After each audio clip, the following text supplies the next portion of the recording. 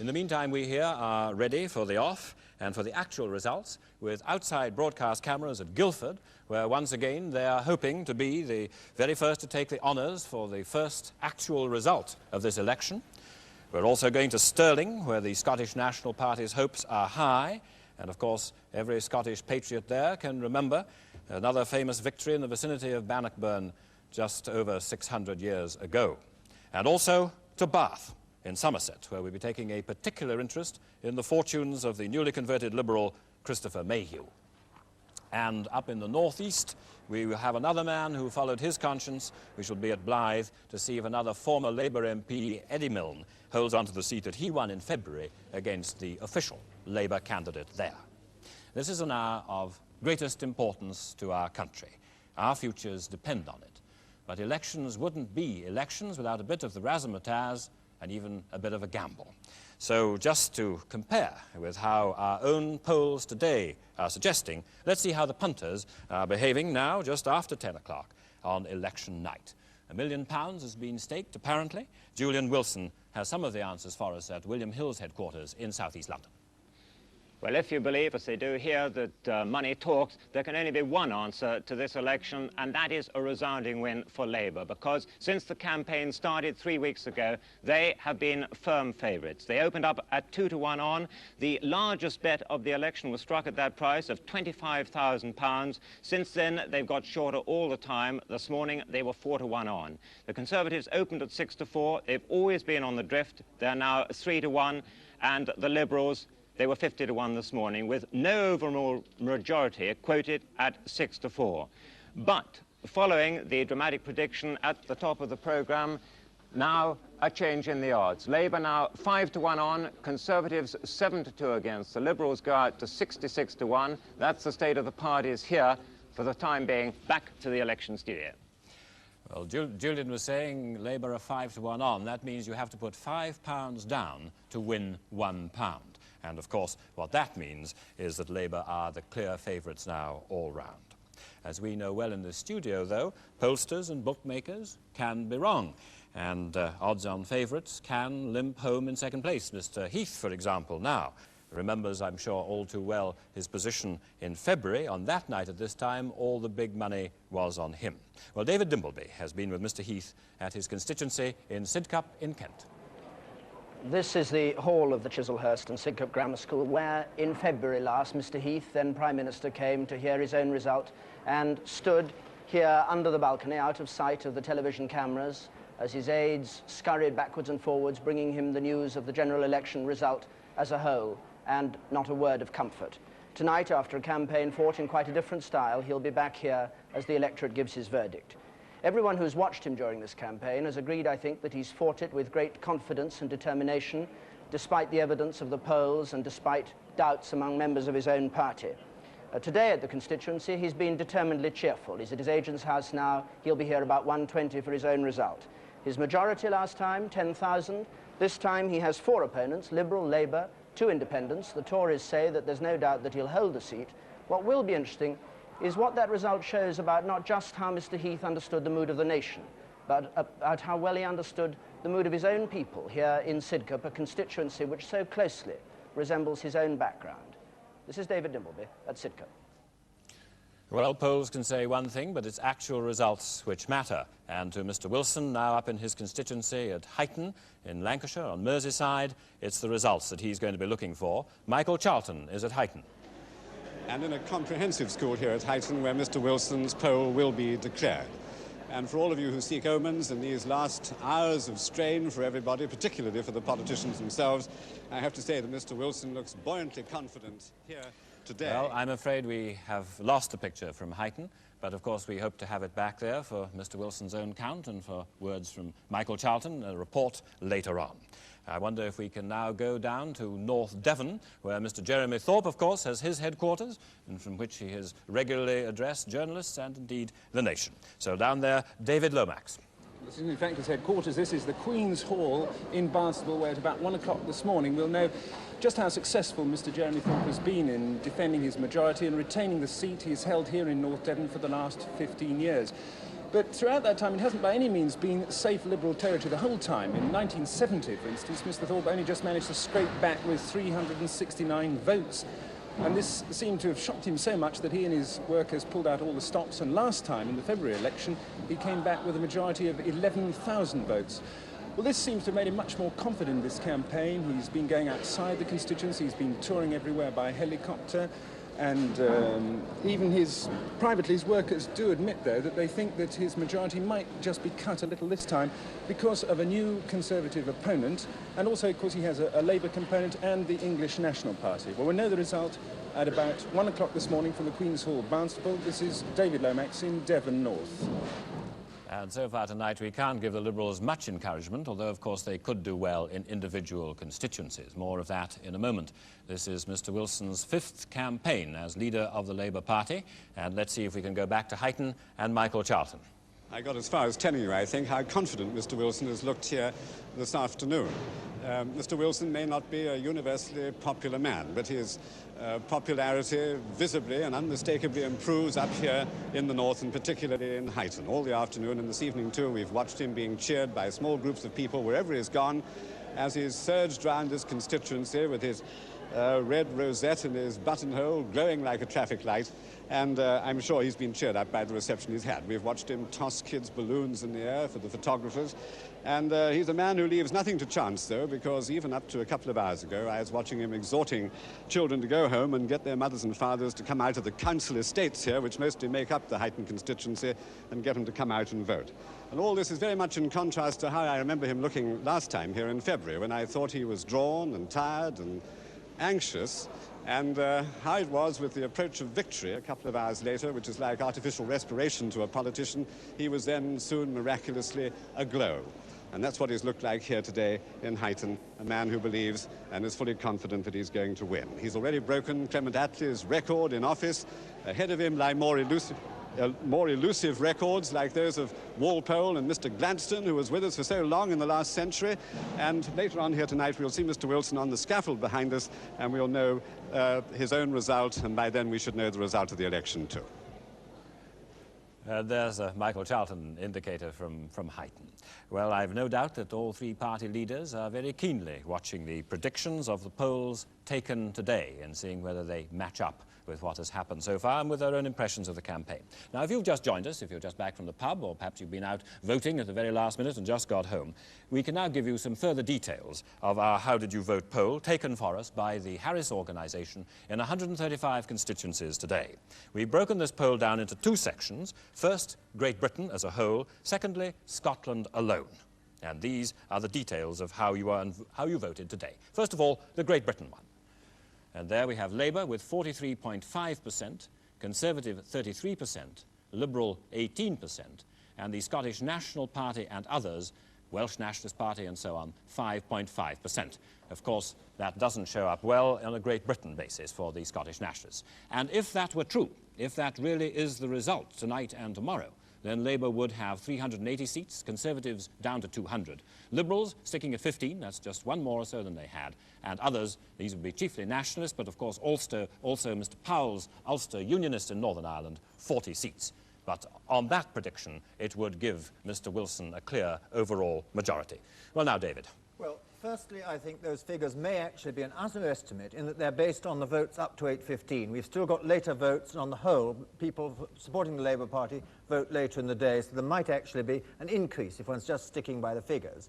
On the other hand, the Scottish evidence isn't yet solid, and very unexpected things may happen in Scotland. Labour might lose quite a number of seats there to the Nationalists, which might cut the figure down by a bit. But I find it terribly difficult to conceive that Labour isn't in by a three-figure majority over all parties on these figures, and perhaps by a majority of 150 over the Conservatives. There are all those marginal seats that are going to be toppling over tonight. There may be a few that stand out. One other thing, the Liberals. The Liberals do seem to be holding up reasonably well. They are going to drop overall about 4%, but I think it's going to be very uneven, and they may be holding on rather well in their own seats. So they may gain up in seats, but may gain in seats even if they're down in votes. Let's go now to see the results from our polls taken today in Scotland. This is the news for the Scottish Nationalists. Labour, 39.3%. Scottish Nationalists, clearly the second party, 36.3%. Conservatives down to 18.5%. And the Liberals and others scarcely featuring at 5.9%. And now Bill Miller in Glasgow. How do those figures strike you, given the other poll results in Scotland in the campaign so far? Well, I think the most obvious thing to say about the Scottish results is there's a 14.5% swing from the Conservatives to the Nationalists. We had prepared here a little swingometer which shows you the seats which the Nationalists might expect to gain from the Conservatives. And the first news tonight is that we are already right off this swingometer. The Nationalists should gain Angus South, Ross and Cromarty, Galloway, Dumbarton, East Perthshire, Angus North and Mearns. They should also gain Dumfries and Fife East on the basis of that poll. It's almost unbelievable that the Nationalists could go up so much and that the Conservatives could go down so little. On the basis of that national poll, the Nationalists would in fact gain about 4 seats from the Labour Party as well. But we've got the special poll in Stirling, Falkirk and Grangemouth, and as you can see here, Stirling, Falkirk and Grangemouth, which we've called Stirling Boroughs, is the second most easy seat for the Nationalists to win from the Labour Party, and the special poll in Stirling suggests they're not going to do that. So it may be that Mr Wilson is not going to be deterred by any result in Scotland from getting his 318, and that the Nationalist push is going to be mainly at the expense of the Conservatives. Well, Bill Miller, thank you very much. We'll be coming to you, of course, in the course of the night for your views on how the campaign is going in Scotland, and in particular with the Conservatives apparently on those figures being wiped out in parts of Scotland, how the SNP's challenge to Labour is going to face up, given that apparent success for Labour in Stirling, Falkirk and Grangemouth. But these are all still early polls, and let's see how the betting is going on in the light of all this. Many millions of people are watching us, and a great many people are taking a particular interest in the bets that they've laid. So back to Julian Wilson. No, we have the figures here.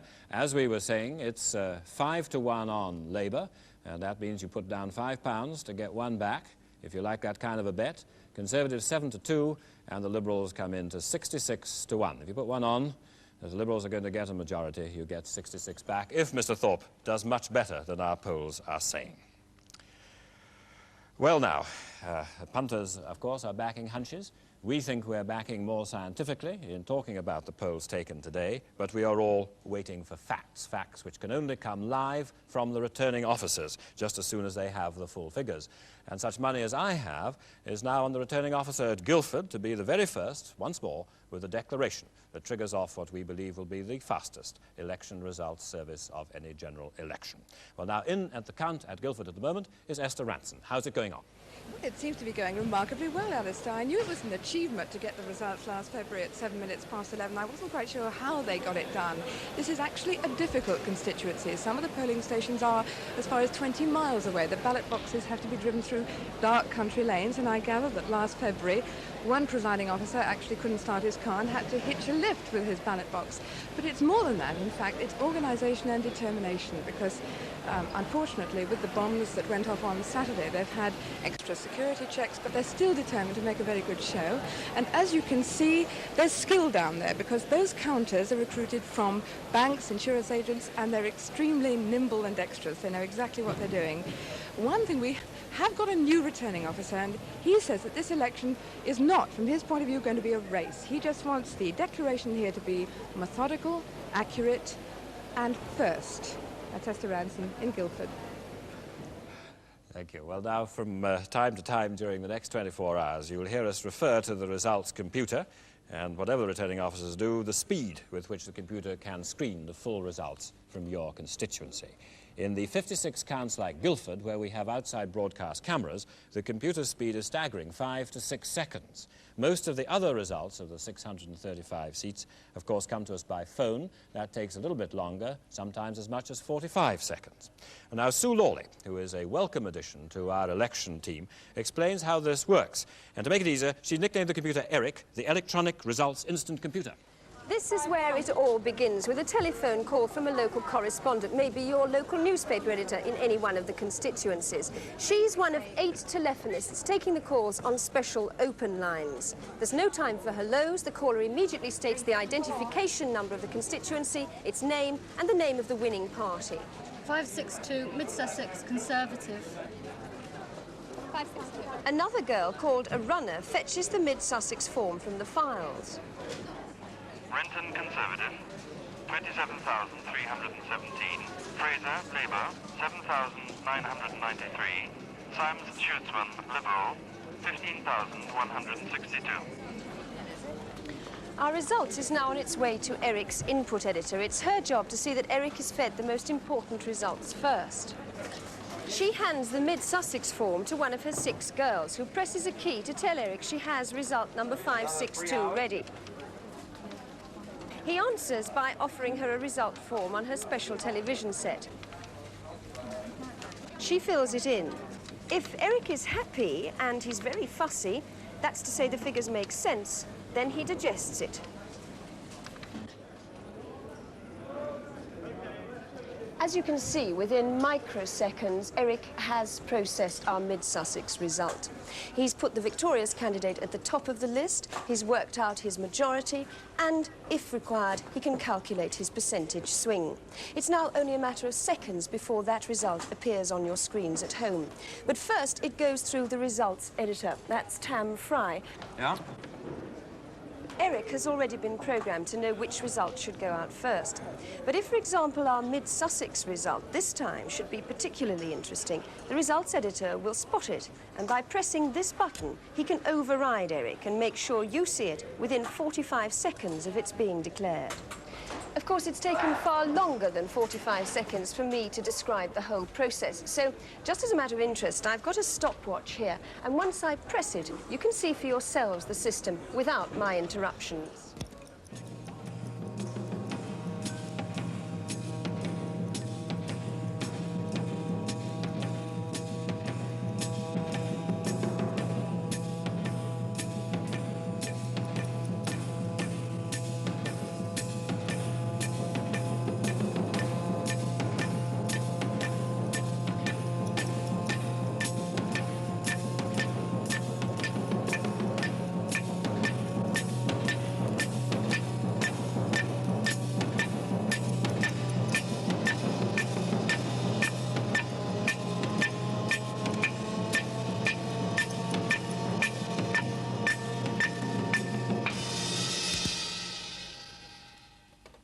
Well, that's how it works, and that's how it's going to work tonight and tomorrow. And if you find that impressive, you've only seen a part of the computer's role in this election. It's also programmed to analyze each result and extract the information about changes in voting patterns, which will enable Graham Pyatt and his team to predict the outcome.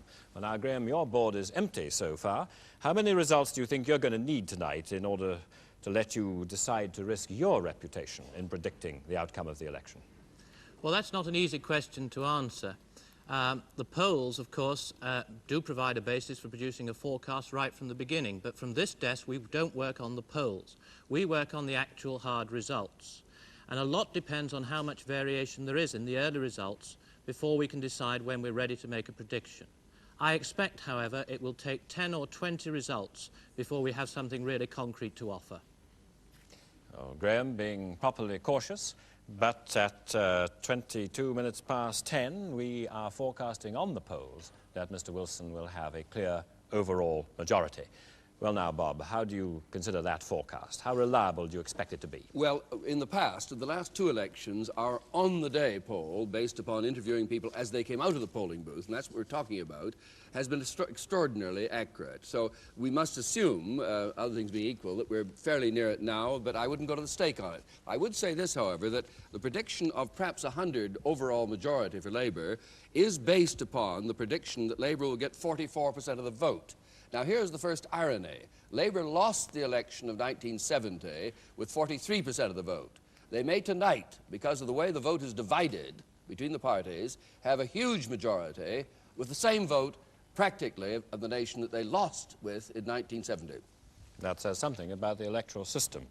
Well, I wonder if we will have changed our tune by 4 o'clock this morning or any time tomorrow. By 4 o'clock this morning, we're due to have 493 results home and dry in our computer memory bank down there. I hope you will stay with us through these early hours, suitably fortified, no doubt. You'll certainly be rather warmer than the crowds in Trafalgar Square, where Desmond Wilcox on election night is as much a part of the scene as Nelson and the Lions. Oh, very funny, Alistair. And we've obviously been cast as the comedy subplot of the whole programme. Anyway, I don't know about stony-hearted Nelson up there, but for some of us in the damp, wet and cold, it feels as though we've never actually left Trafalgar Square since the last time. But 8 months ago here, we were then in the middle of a power crisis, you'll remember, and it was not only wet, but dark. And at least this time, the fountains and the buildings are lit up, and we can see how uncomfortable we are and how much more uncomfortable we might come. A small crowd has already started gathering here in the square in front of our giant television screen to watch the results and to watch the more comfortable people in the studio at home, probably at the end of polling day. But let's find out how some of them done. What's the difference between last election day and this one, as far as you're concerned? Well, the last election day I voted for the Labour Party. This election day I voted for the Conservatives. Why? Well, I believe that the Labour Party is in no condition to rule the country. It's disunited. Thank you very much indeed. Thank you. Desmond Wilcox, Trafalgar Square, at the beginning of a long evening. Back to Alistair Burnett. Thank you, Desmond. Very good. And now from Trafalgar Square to the Outer Hebrides, from North Antrim to South Wales, Britain waits for the first actual result of this second election of 1974, warm or cold. It's time perhaps to sit back for a moment and ask ourselves just why we have to be here tonight. For some of the answers, we turn the clock back exactly 1 year.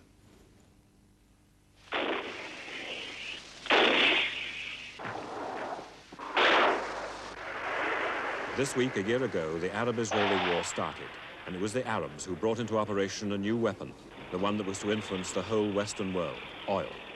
They issued a now famous ultimatum: until the Israelis left Arab territory, the price of Arab oil would go up, supplies would go down. At home, the shortages quickly produced the saga of the lengthening petrol queue, and the threat of rationing loomed. And the increased price of oil gave a bad knock to Britain's already wobbly balance of payments. The increased oil prices did nothing at all for Mr. Heath's counter-inflation policy. Stage 2, which came in April '73, had put a ceiling on wage rises of £1 plus 4% and introduced the Price Commission to keep the lid on prices. And Stage 3, starting in November, just after the Middle East War, now allowed wages to rise by £2.50 a week, plus extra payments under various flexibility clauses. The Commission was to try to keep a tighter hold on prices. But the rules of the counter-inflation code were powerless against imported inflation. They plainly couldn't control the prices of anything, oil, food, raw materials, bought from abroad. And at the same time, Stage 3 came up against the threat inside the country that was to prove its downfall: the miners' overtime ban in support of their pay claim outside the pay code's limits. The energy crisis was further worsened with industrial action by the electrical power workers and by the train drivers. On December the 13th, Mr. Heath announced the steps that put him in direct confrontation with the miners and the trade union movement as a whole. In the House of Commons this afternoon, I announced more severe restrictions on the use of electricity. You may already have heard the details of these. We are asking you to cut down to the absolute minimum the use of electricity for heating and for other purposes in your homes. We are limiting the use of electricity by almost all factories, shops and offices to 3 days a week. If the miners went back to work tomorrow, normally working too much overtime, in our opinion, it would not solve the problems of Britain. The problems of Britain are there because they've relied on outside sources of energy for the industries that this country has to rely on. Don't blame it on the miners, blame it on the politicians who have not made the right decisions in the past. And yet, Mr. Gormley, the Prime Minister himself is apparently saying clearly today that the mine workers must take a large part of the blame, whatever you say. Do you disagree with him so completely, or is there something... Of course I disagree with him completely. I think he's trying to use the miners as a scapegoat, and I'm not being used as a scapegoat by Ted Heath or anybody else. Once again, a year of go ended with an abrupt stop. Well, we will, of course, be continuing the saga of our country in the course of the past year when we can restore it. It is, I think, important to take the two general elections of 1974 together. The one that those events of the miners' strike, which led to the election at the end of February and the Conservative defeat, now followed by a period of Labour government, minority government, which Mr. Wilson wishes to change into a majority one tonight, so that the country has been able to decide, to make up its mind. And it is now having this second opportunity for only the second time in this century, and very shortly we shall know the answer. Well, now perhaps when the parliamentary historians do sit down to chronicle what happened in this year, they will have a lot to say about the role of third parties, the Liberals, the Scottish Nationalists. Now, how also did some of the independents, some of the mavericks get on? Men like Dick Taverne in Lincoln, Eddie Milne in Blyth, and who knows, perhaps tonight, Christopher Mayhew in Bath. For a flavour of the atmosphere in these constituencies tonight, let's go first to Lincoln and Philip Tibbenham. And they're getting pretty used to the flavour here in the drill hall in Lincoln, because this is the fourth time in 20 months that the counters here have gone through this performance. The first time was for the renowned by-election when Dick Taverne broke with the local Labour Party. Then there was a local election. Of course, there was last February's election. And now this. And it doesn't mean by any means that the counting is over, because all three candidates here, obviously Dick Taverne himself, Margaret Jackson, the official Labour candidate, and Peter Moran, the Conservatives, are forecasting a very close-run thing, and it could be so close that we could easily have a recount. We shall know that about 12:15 or maybe 12:30. This is Philip Tibbenham in the drill hall in Lincoln. Well, this campaign in Blyth has been even more bitter than the last one in February, with smear allegations and accusations flying back and forth between the supporters of both the official and the independent Labour candidates. As usual, there are many fascinating contests in the North East, but Blyth stands out. Everybody agrees with that because of Eddie Milne. After holding the seat for Labour for 14 years, he was disowned by the local party earlier in the year after a series of bitter rows and 2 inquiries by Transport House. Mr. Milne fought in February as an independent Labour candidate, his platform being his record over the past 14 years and his demand for a government inquiry into corruption in the North East. He kept his seat with a remarkable 6,000 majority, but all the predictions are that this is going to be a very, very close one. This is Jake Kelly in Blyth. Well, there can surely be no more elegant setting for a count in this or any other election. We're in the 18th century Guildhall at Bath. The question here is whether the Labour candidate, the Liberal candidate, who defected from Labour last July, Christopher Mayhew, can oust a Tory who's held the seat for 10 years. That's Sir Edward Brown. He's a bluff trade unionist. Or whether the split of votes will let in the Labour Party candidate, Malcolm Bishop, who's campaigned heavily on the subject of preservation in this city. Certainly there's been a high turnout, and Mr. Mayhew's supporters are extremely confident. There's even the possibility of a recount, and the returning officer is preparing for that possibility now. This is Julian Mounter in Bath. And if this is indeed to be a night of success for Labour, I think there's little doubt that many people at the top of the Labour Party and party workers across the country will be watching those 3 seats to see how those 3 mavericks have also got on. Well, now, if readers of a lot of newspapers take the advice which the newspapers give them, which they very seldom do, however, if they do, they'll be discarding the old inbred party loyalties, and they will have put their cross today alongside the name of the local candidate whose policies and personality most impress them, like some of those independents. Michael Steed is with us, sitting behind me now, and he's going to watch some of the crucial details, particularly the evidence of tactical voting. Now, tactical voting is something we didn't really hear about until last February. Michael, what do you understand about it? Well, we've always had the wasted vote argument. Liberal voters have always been told that they've got to opt for whichever they dislike least, the Conservative or Labour candidate. Now, last February, although Conservative and Labour were still the top 2 parties nationally, in nearly 200 seats, one of them dropped to 3rd place locally. And particularly in some of the seats where Labour was in 3rd place, Labour voters preferred to vote tactically. That is to say, they preferred to vote Liberal or Scottish Nationalist in Scotland to get a Conservative MP out, rather than vote for their own first preference, Labour. The result, Labour lost more deposits than the Liberals, Labour got fewer votes than the Conservatives, but Labour got more seats.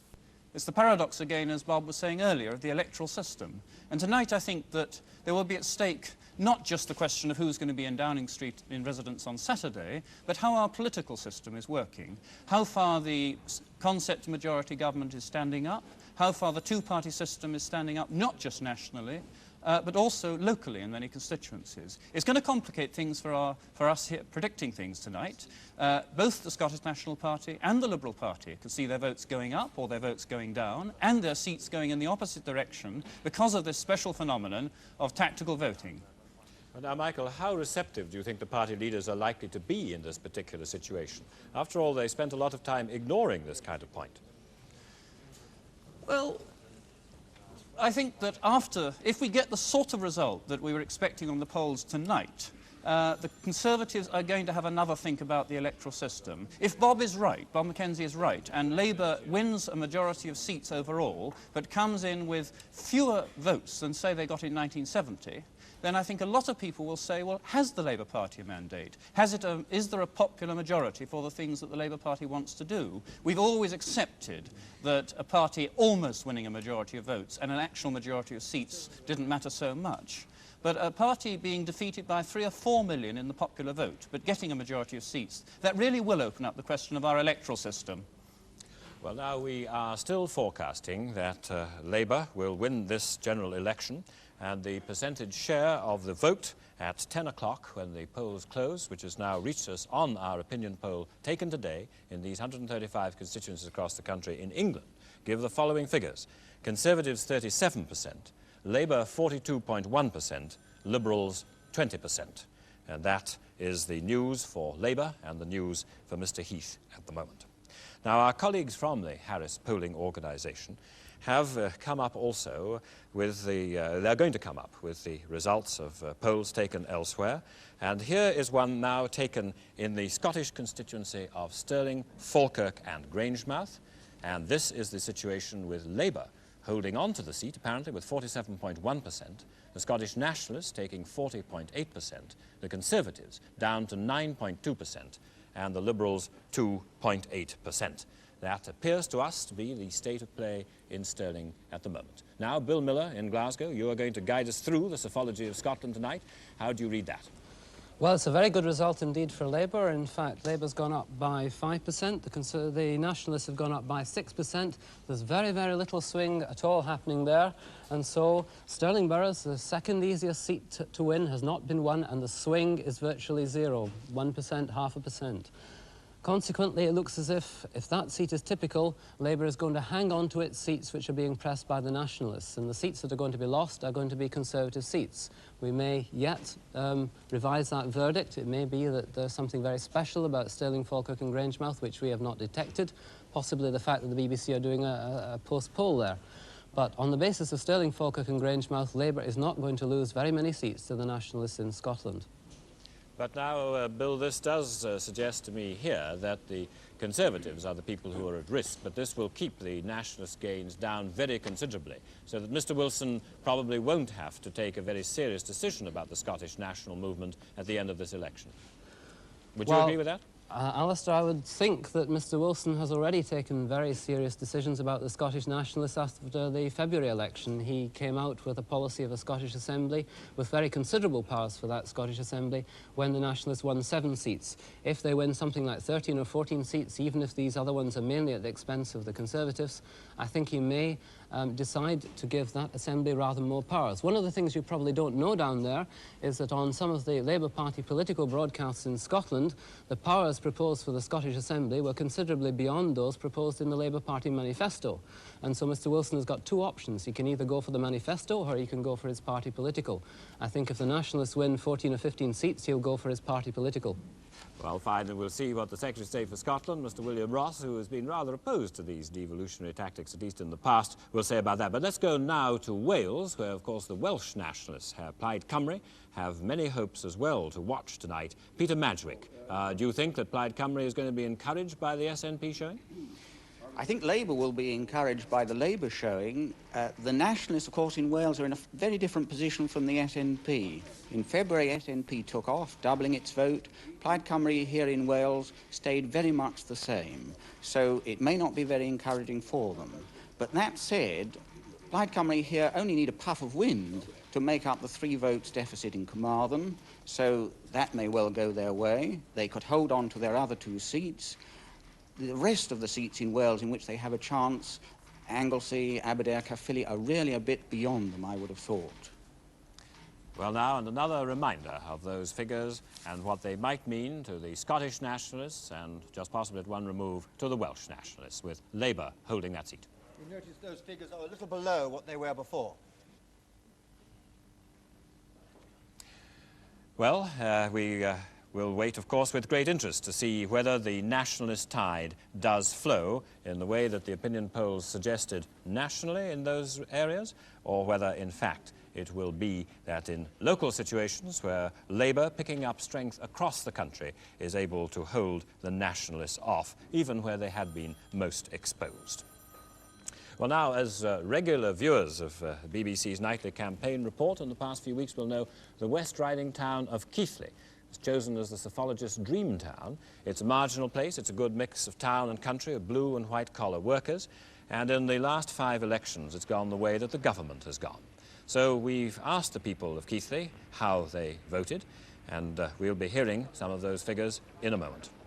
But in our Leeds studio, a number of the people of Keighley, already as well known as Eddie Waring, they become familiar faces, and David Jessel is talking to them. 5 weeks ago, when we first came to Keighley, we found Keighley a constituency of the uncommitted. Some 30% said they didn't know, or more likely being Yorkshire, wouldn't say. Anyway, over the last 3 weeks in our reports from Keighley, we've been trying to see how people have made up their minds and what sort of things have made their minds up for them, through the eyes of the people who actually matter, the people who vote here in Keighley. And one of the people who perhaps took... I think we just have to hand back now to London to see, in fact, how that Keighley poll went. Back to Alistair. Well, we've just had the result of the Keighley poll has just reached us, so let's see it before we go back and talk to them. Labour holding the seat with 44.9%, the Conservatives 40.5%, remember this was a Conservative seat in 1970, Liberals 13.2%, just barely saving their deposit, others 1.4%. So that means that Labour will hold that seat, Bob Cryer holding the seat he won in February. But only a small swing. I think that possibly we have slightly overstated the amount of the swing to the Labour Party, both from this Keighley result and the overall results. The figures we gave at the beginning were the figures to 8:15. The figures to 10 o'clock are going to show a smaller swing to Labour, enough to give them a very handsome overall majority, even if the Scottish Nationalists make more of a breakthrough in Scotland than seems likely. But it does seem possibly that the overall Labour majority would be under 100 on a final swing figure of 4.2% on our poll data. I think Mr. Wilson himself would have been surprised if he'd got more than 100. He might be glad at having less than 100. Let's go now back to David Jessel in Leeds, having got that result. And with respect to you down there, Bob Cryer has only actually held the seat once those votes have actually been counted.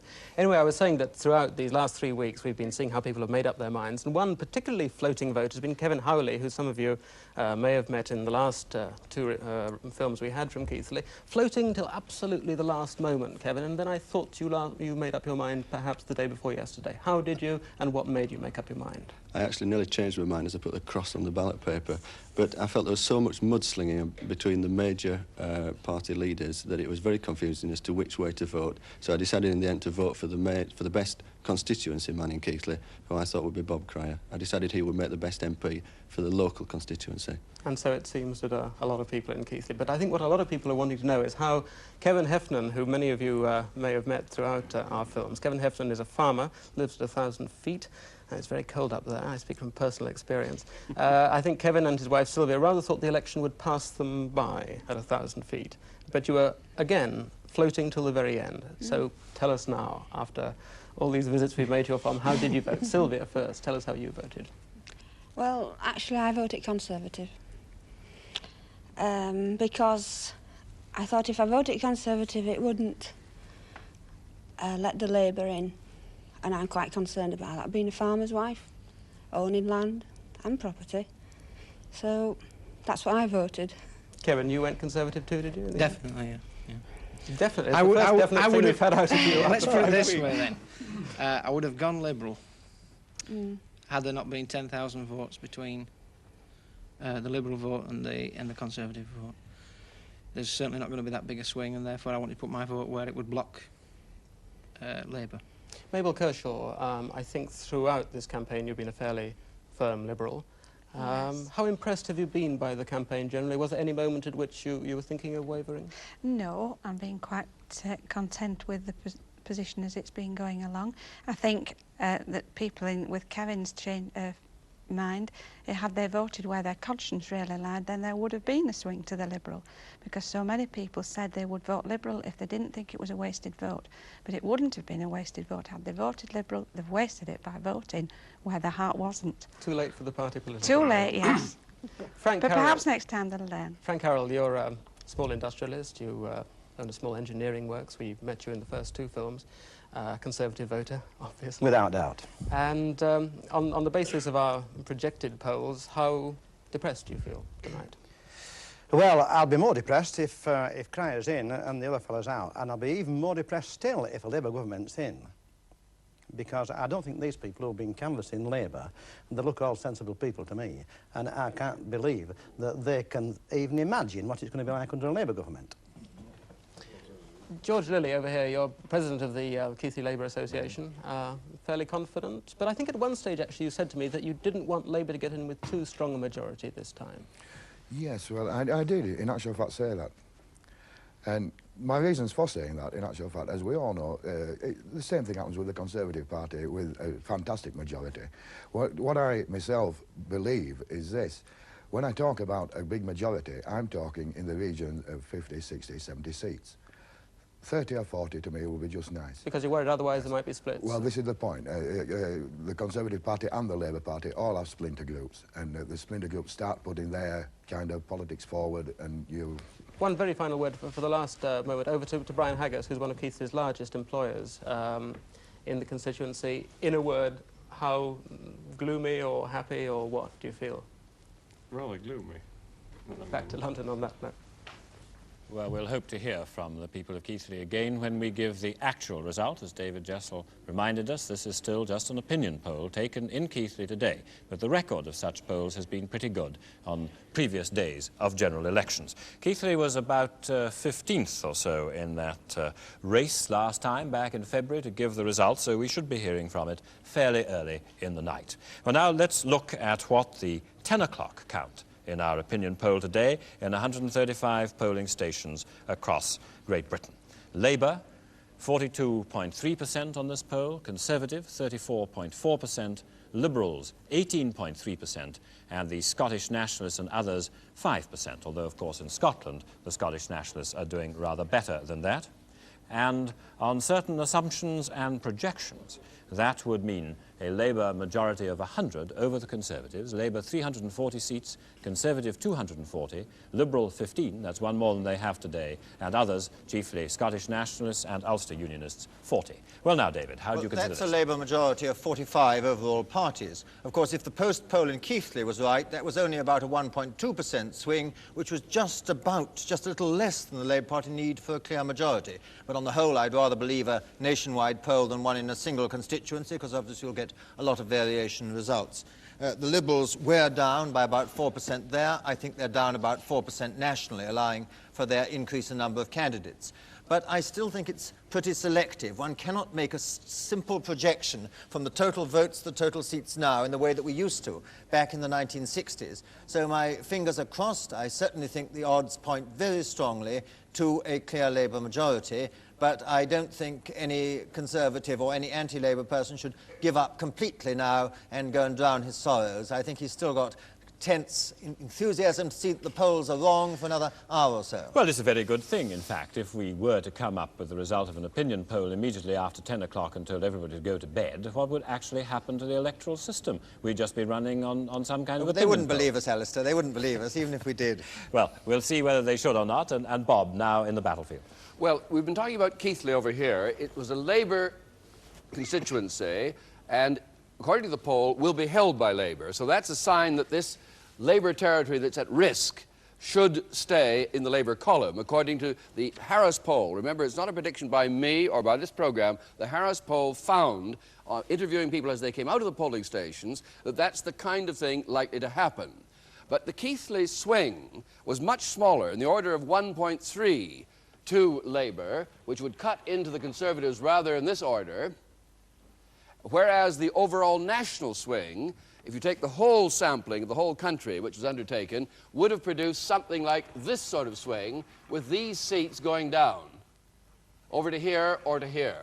In other words, these conservative marginals, very narrowly held, places like Hemel Hempstead, Ipswich and so on, would certainly go on the Keighley swing of 1%, and if the national swing in this poll, and I think we might be making too much of it myself, if it were true nationally, then this line of constituencies would go down in a great sweep to Labour. And remember, however, the point is that the poll is reporting that Labour has about 42% of the vote, which is less than it got in the election of 1970, which they lost with 43% of the vote. But because of the split 3 ways or more, that's what's happening according to that on-the-day poll conducted by the Harris organization. Well, that's the situation. We have the Harris poll and the 135 constituencies giving Labour a clear overall majority. We have the Harris poll taken up there in Stirling, showing Labour holding that seat against a strong Scottish national challenge. The Marplan poll in Keighley does, however, bring the Labour advance on the Conservatives down to a swing of just over 1%, which might, as Bob was saying, produce a very different result. Well, we'll only know the answer to this when we actually hear from the returning officers. And they're getting fairly busy around the country now, trying to get through, sift through those votes and see who is going to be first with the important news of the night. Well, my money is still on Guildford. After all, that's the form horse. And now, Esther Ranson, how are you getting on? Well, Alistair, all I can say is that the system seems to be working so far. We had one anxious moment over one missing ballot box, but they've all been in for 10 minutes now, and the teams and the team leaders are getting a bit hot, running around a bit with their skips that they've borrowed from the post office to count the votes in. I can tell you that the turnout here is 72% as against 84% in February. And apart from that, we're all suspenseful, perspiring, and hoping to win this particular little race. Esther Ranson, Guildford. Well, traditionally, here in the Salford Art Gallery, where Salford East and West are being counted, there's no problem for Labour. They've held both the seats more or less since the war with their 2 MPs, Frank Allon and Stanley Orme. What is perhaps interesting here is news I've just been handed about the turnout. Esther Ranson was talking about it a minute ago. The polls are for Salford West 64% and for Salford East 59%. And those are both about 10% down on last year. But I don't think either Mr. Allon or Mr. Orme will have to worry too much. This is Martin Young in Salford. Well, here in the town hall in Cheltenham, the count is going ahead furiously as they strive to be among the leaders of the results horse race. It is being said that the new town clerk is not so keen on speed as his predecessors, but it doesn't look like that to me. There are 144 hand-picked people counting, many of them bank clerks. Of course, one factor that would knock Cheltenham out of the results race would be a recount, and that, according to the Liberals, who say that they can wipe out the Tory majority of 6,000, is not impossible. We've just got some figures on the size of the poll here. It's 75.1% compared to 81.4% in February. And in fact, it's about the same as it was in 1970. This is Julian Pettifer in Cheltenham. Well, here in Wolverhampton, we'll be keeping you up to date on 2 West Midlands constituencies. Wolverhampton North East, where the incumbent is the flamboyant Labour left-winger Mrs Rennie Short, and Wolverhampton South West, which is Enoch Powell's old seat, which is still reasonably comfortably held by the Tories. Now, we're expecting a declaration here in about 50 minutes from now, so in the meantime, this is Brian Ash in Wolverhampton. Well, here in Newcastle Central, Mr Edward Short has held the seat since 1951. And really, in previous elections, the main question has simply been whether Mr Short's majority would go up or down. The percentage turnout today, 58.5%, somewhat down on the February election. We hope to have a result for you somewhere around about 11:15. This is Bill Kerr-Elliott in Newcastle Central. Now, David, the turnout is down in almost all these seats, ranging between about 8%, even up to 12%. What effect is that likely to have? Well, it can further distort the result because it won't go down evenly. It'll go down more in the city centres where there's a much larger removal rate where it's not probably going to affect the results. It'll go down less, I think, in the rural areas. It isn't good news for Labour that it's down, and yet our overall vote figures, of course, do take account of the turnout. The one thing they don't take account of course, is the postal vote, which is very substantially up indeed on February, and where all my information suggests it's fairly heavily pro-Conservative. So that might put a damper on the thing. You might take even 1% off the Labour lead in the polls, make a 0.5% swing difference to the outcome by just allowing for the postal vote, which naturally isn't caught up by people telling on people outside the polling stations. And that might be effective in some marginal seats. That might be effective in some marginal seats. I mean, everything that's coming in is making me want to slightly pull down any indication we've given of a overwhelming Labour victory. It still looks like a comfortable Labour victory when we still haven't heard for a single result. Well, as we watch and wait for that first single result and for some clarification of whether the polls are right or wrong, whether it's overwhelming or comfortable or whatever. Just along the corridor from us here, television commentators from 18 countries, from Norway to New Zealand, are spreading the word to an estimated audience of 400 million people. And this is what they're being told. Es ist die zweite Unterhauswahl innerhalb von 8 Monaten. Und schon dieser Umstand deutet darauf hin, dass das Land eine politische Krise durchmacht. Im Februar hatte die damalige Wilsons valg. Det var hans initiativ at udskrive valget. Det var hans balancekunst igennem 9 måneder som mindretalsregering begonnen. Die BBC allerdings hofft, dass ihre Computer, und sie hat eine der größten Computereinheiten des Landes dafür eingeschaltet, dass ihre Computer rezultati neće se znati po svoj prilici do sutrašnjeg podneva, jer će po svemu sudeći ishod ovih 10. po redu britanskih izbora posle rata biti tesan. And in Keighley, just as a final footnote to the result of our poll there, 19% of the people asked in Keighley with sturdy Yorkshire independence refused to tell our interviewers. Well now, I think this is time that we had a word from Robin Day and his guests. Well, we have with us 2 of the all-time political greats who've seen a large number of elections in their time. Lord Shinwell, who is 90 next week, and I calculate that he has lived through 25 general elections in all. And with him, Lord Boothby, a mere 74. Gentlemen, will you be surprised if there is, as David Butler suggests from our poll taken today, a comfortable Labour victory after this campaign, Lord Boothby? No, I wouldn't be surprised. I don't think it'll be anything like 100 that's been suggested in some quarters. But the I latest think that prediction there is will about be 45 on our poll. Well, I think it's more or less about 30. But anyway, it gives them a comfortable majority for the next 5 years.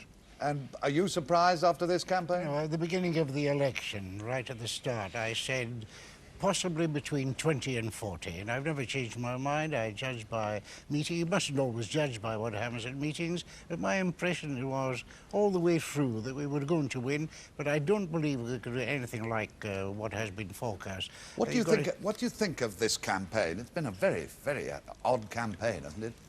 Well, I think the remarkable feature of the campaign is the failure of Heath to put it across. What do you think, Lord Boothby? Well, I think it's been a boring campaign. I've been through many general elections. All these percentages? Yes, and I've won most of them myself during the time I was for 34 years in the House of Commons. That was Aberdeen East, wasn't East, it? yes. That went the other way, didn't it? Oh, yes, it went Scottish nationalist. Yes. But that's only because I left it. I must say that I haven't found it boring at meetings. There's a remarkable enthusiasm. The sort of thing, you know, you get an ovation when you come in, and you get an ovation when you go out. Sometimes you wonder whether the ovation when you go out is because they're glad to get rid of you. But there's been remarkable enthusiasm. If Labour does win comfortably, do you think this is the end of Edward Heath as a political leader? Lord Boothby? Yes, I frankly do. Who do you think will succeed The him? Conservative Party are ruthless. Who do you think will succeed They him? won't tolerate failure. God knows. Can you suggest to me who could succeed him? Well, I can suggest you a number of names, but perhaps it's a little premature. We can do it later in the evening. Mr. Whitelaw has been mentioned, of course. Yeah, I don't think so. What do you think? Do you think it's the end of Mr. Heath as a I think political it's leader? a great pity in a way that Carrington is in the Lords. He's the most able of the whole lot. He's got the flair. He's perhaps not as well informed as some of them, but he's got the flair, the political flair. He's a politician. Of course, the House of Lords has made you rather impressed by peers, hasn't it, Lord? Oh, I'm not impressed well, but by all them. the best Oh, politicians no, are in I'm the not, House of I'm not Lords, impressed on by both them. sides. Oh, no, I just accept it, just as I accept the pigeons in Trafalgar Square or the changing of the guard. It's one of the amenities. Do you think the common market has played a lot of part in the campaign, anti-common market feeling? I've had a lot of questions about that from people who say, how the hell should I vote at this election? What did you tell them? And I told them, well, I don't know which way I would vote. I would look at your candidates and vote for the man you think is the best, or the woman whom you think is the best, and then pray to God you get a clear-cut result. I don't agree that the common market has been an issue. It's been raised at every meeting that I've attended. Last night at North Ealing, there was a packed meeting, and the issue, the predominant issue, was the common market and the question of a referendum. Well, we may come back to you later, gentlemen. Thank you very much. Alistair? And just before 11 o'clock, while all three party leaders are pondering the reality of their fate, which we hope to give them accurately shortly, we predict a Labour overall majority in this election. But, of course, we have not yet had any results, and we expect the first one coming up in about 10 or perhaps 12 minutes' time. In the meantime, Sue Lawley for the situation in the southeast. Well, Alistair, there are 160 seats at stake in London and the South East, and that's about a quarter of the MPs in the House of Commons. But, of course, there's an enormous difference in the political complexions of the two parts of the area. Greater London had more Labour seats than Conservative last time, 50 to 42. And the South East, or home counties, was, of course, totally dominated by the Conservatives, who had 58 seats to Labour's 10. There were no Liberal MPs returned in the last election. Now, this is how London voted last time, and you can see straight away that, again, there's a big difference between inner London and the outer suburban ring around here. London's central core is a fairly solid block of Labour red. If you've got black and white sets, it's darker than the blue. And these constituencies should be sending some of Labour's most experienced campaigners back to Westminster tonight. There's Douglas Jay in Battersea North, Bob Mellish, Labour's chief whip in Bermondsey, and Peter Shaw in Stepney and Poplar. But outside the inner ring, the picture changes into a sort of patchwork quilt of red and blue, whose seats are divided between the two big parties, with the Conservatives slightly ahead. Some of the Conservatives' leading lights are dotted around here. There's Robert Carr, Shadow Chancellor of the Exchequer in Carshalton, Margaret Thatcher, one of the big guns of the campaign in Finchley, and of course Edward Heath himself in Sidcup. So how much can that picture change in the next few hours? Well, if we turn to what we've termed the battleground over here, we can see which are the seats most at risk. These are the seats with only small majorities, which the party managers will be watching anxiously through the night. Now, this blue block here is the Conservative territory most vulnerable to Labour. If there's a swing of just 1% to Labour, then the Tories would lose Ilford North, Brentford and Isleworth and Upminster and so on across the board. When we move into the Labour territory over here, the Conservatives need a slightly bigger swing before they begin to make an impression. So we start with 2%, which would cause Labour's first three marginals to fall: Putney, Ilford South, Paddington and so on across the board. Now, there were no Liberals returned to Parliament in the February election, as I said, but they do have three hopes south of the river in Richmond, Orpington, Sutton and Cheam. We're moving now over to our map of the home counties, which is a solid Conservative wedge. As you can see, those darker blobs are the 10 Labour seats there. There are some well-known Conservative figures here: Norman St John Stevens in Chelmsford, Michael Heseltine in Henley, and Sir Geoffrey Howe in Surrey East. There are only 10 Labour seats here, but they include two well-known Labour ladies, Joan Lester in Eton and Slough, and of course Shirley Williams in Hertford and Stevenage. Looking at the battleground for the home counties over here, once again, Conservative territory is more vulnerable than Labour's. A 1% swing to Labour, and they would capture Rochester and Chatham, Hemel Hempstead and Oxford, and so on across the board. Again, the Conservatives need a greater swing to move into Labour territory. Just 2% would give them Luton East and Gravesend. Again, the Liberals have high hopes. They'll have a watchful eye on Newbury and some of these others down here. Now, finally, just here from the South East desk, 3 key personalities for you to watch as news comes in from the battlefront. Barney Hayhoe in Brentford and Isleworth. If he loses, then Labour could be on the way to an overall majority. Hugh Jenkins in Putney. If he's defeated, then Mr Heath and the Conservatives would be on the way back. And Alan Watson in Richmond. If he wins, then the Liberals' dream of a solid block of seats in Parliament could be turning into a reality. So this is certainly an interesting area, and we hope you'll stay with us. Alistair. Well, I'm glad to see Alan Watson's face there, Sue. I don't know whether you're tipping him or not. What are you tipping for your first result? Well, I think like everyone else, actually, Guildford. I mean, with Esther Ranson down there, how can they fail, Alistair? They must come in first, don't you think? Well, I think so. My money has been on Guildford, although, of course, it's always nice to hear from Cheltenham and from the Salfords and Wolverhampton, and just possibly a little money on Newcastle upon Tyne Central, which is the seat of Mr Ted Short, Deputy Leader of the Labour Party, and they've only got very few votes to count there. It's one of the smallest seats in the country, so they might very well have a chance. David, do you think, is there something in getting your first result out, or has it ever given promotion to a town clerk? I don't know. I'm sure it's a matter of local pride. It's one that Salford has a reputation from the beginning of the century. Cheltenham and Exeter have been in, but that's it. No, I don't think that. I think it is just a bit of local pride and local publicity. Well, we'll wait and see, and of course we will be keeping you fully abreast of these events in these racing constituencies. And this is the map of the United Kingdom at the moment. This is where we're going to build up the changes in the regions and in the countries of the United Kingdom, and this is where the result of the election will be showing up in just a few hours' time. At the moment, the omens seem to be strongly for Labour, but let us go now to Cheltenham, one of the seats which could give us the first declaration, has done in the past. Julian Pettifer, how are you getting on? Well, we've just heard that we should be getting the result through here, Alistair, in about 6 minutes, at about 10 minutes past 11, which I think might well make us first. That's the news that we have at the moment.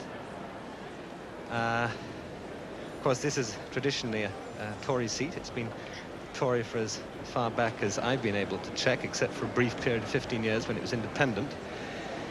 But there are forces operating that might break that long tradition tonight. First, of course, the sitting member, Sir Douglas Dodds-Parkhurst, retired, and he had a lot of local support. And, of course, the Liberals did very well here in February. They forced Labour into 3rd place. And I've just been talking to the Labour candidate, and he is hoping that he may be able to make up that ground if in fact, Labour voting here follows what seems to be the national trend. He might be able to get back into 2nd place. At least that's what he's hoping for. Last time, the Liberals cut the Tory majority to 6,000 from nearly 9,000 over Labour in 1970. And the Liberals are fielding the same candidate today. Well, now, Julian, you had said 6 minutes a short while ago. Do you think that still holds up? From what I can see down here, I don't see any signs of an immediate declaration, though, of course, the mayor, who is the returning officer, is down there. I don't see any signs of an immediate declaration. How are things going in Guildford? Well, fine, let's go. Cheltenham, of course, is the home of National Hunt Racing, so they ought to know how to race. But let's try and see. Esther and Guildford, can you beat 6 minutes or 5 minutes now? Well, there is a very special sign we have here. We will know when the result is going to be declared because the chief executive, the returning officer, Mr. Twyford, is going to put his jacket on. The first time Guildford came first, national, he's putting his jacket on. I don't think he's doing that to fool us. I think we're about to get the results of the Guildford. He's sitting down again. Well, as I was saying, the first time Guildford came first nationally, everyone was so excited that the then town clerk actually delivered the results in his shirt sleeves. And although in the heat of the moment everybody appreciated it, afterwards they felt that perhaps for decorum's sake he should have put his jacket on. And Mr. Twyford has said that that is going to be the sign when it's 1 or 2 minutes to go. Of course, no one actually expects a change of MP here. But it's just these figures do mean so much. Esther, you don't have any other little signs that the returning officer can give us about who's won, pre-arranged in advance? Certainly not, Alistair. That would be undemocratic. Well, he seems to be sitting down, and of course we'll go there the moment there's sign of activity. Well, now let's have a look at, if you've just joined us, at the time now, just after 11 o'clock, and you may not have seen the result of the opinion polls which we've been taking today. First of all, this is the poll taken throughout Great Britain today, giving Labour 42%, the Conservatives 34.2%, Liberals 18.1%, and the Scottish National Party and others 5.7%, although, of course, that is very much higher indeed for the Scottish Nationalists in Scotland itself, where they get 36.5%.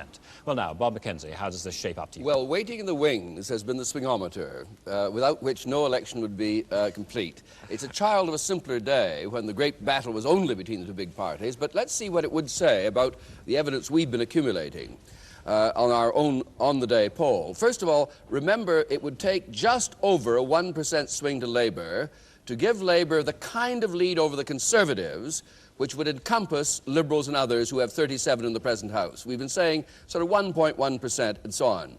Now, interestingly enough, at Keighley, that was just the kind of swing that occurred, which would be enough to give Labour a simple overall majority and no more. The national swing suggested by the Harris poll, and I think we might be plugging it more than it actually deserves at this stage, would give Labour a swing of over 4%, which would mean 120 seats over the Conservatives and overall perhaps 60, 70, 80 seats on that kind of swing. So that's the position. If the Harris on-the-day poll, and people may not understand what we mean by that again, as people come out of the polling booth, they're being asked, how did you vote? Which is a very different thing from asking in advance, how would you vote? So, let's go now, I must interrupt Bob, to go to Guildford and see if we have a result. Well, the suspense is very difficult for everybody here. It looks to me as if they're just making one final check. I suppose Mr. Twyford, being a brand new returning officer, has to be absolutely sure. Everybody seems to be comparing notes.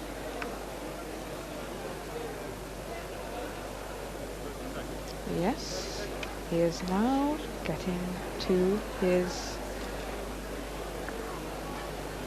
feet. And here he comes. And we are the first. I, Bertram Eric Twyford, being the acting returning officer for the Guildford constituency, hereby give notice that the total number of votes given for each candidate at the election was as follows. Christopher Jonathan Fox, Liberal, 14,660. Robert William Harris, Labour, 11,727. David Arthur Russell Howe, Conservative, 25,564.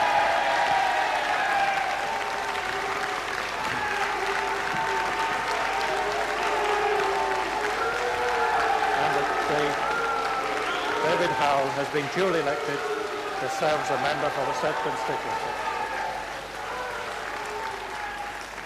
David Howe is 38. He's an economic consultant, former Minister of State in Northern Ireland, the opposition spokesman, Treasury and Economic Affairs.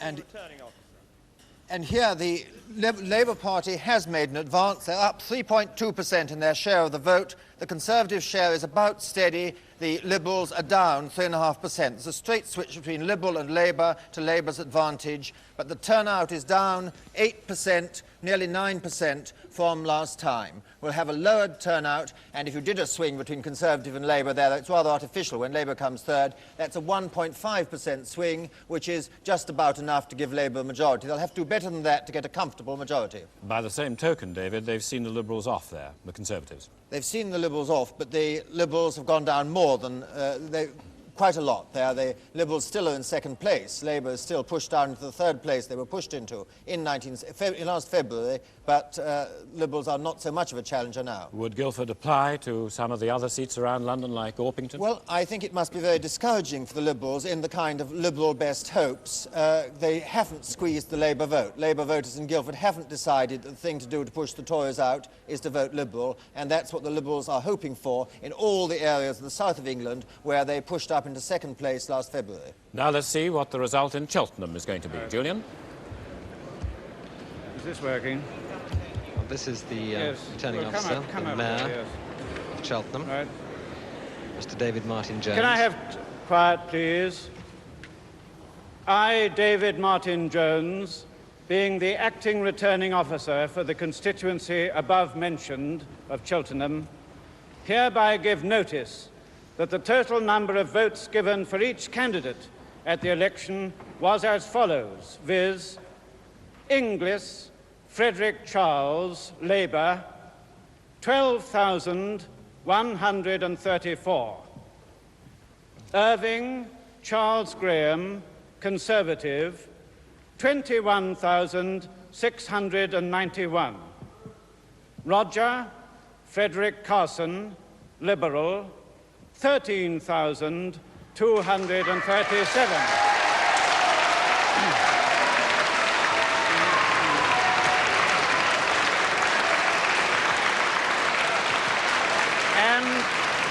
And quiet please, and that the undermentioned person has been duly elected to serve as member for the said constituency, Irving Charles Graham. An almost exact repeat of last time's result. The Conservative share of the vote down up by 3.1%, the Liberals down by 3.2%, the Labour share exactly the same. The Liberals dropped back, though they still got second place, which they pushed up into, but no significant move between the major parties, between Conservative and Labour there. These two seats have not told us what's going to happen in the election. They don't actually point, really, for the excellent work that they've put in. I want to thank everyone that's been involved in this hall, particularly, if I may say so, the police, who've had a very heavy day. I couldn't join them at the races. Well, Charles Irving, he's a new Conservative MP, succeeded to the seat. He's a company director. He's a former mayor of Cheltenham, so of course he knows the drill on declaration times.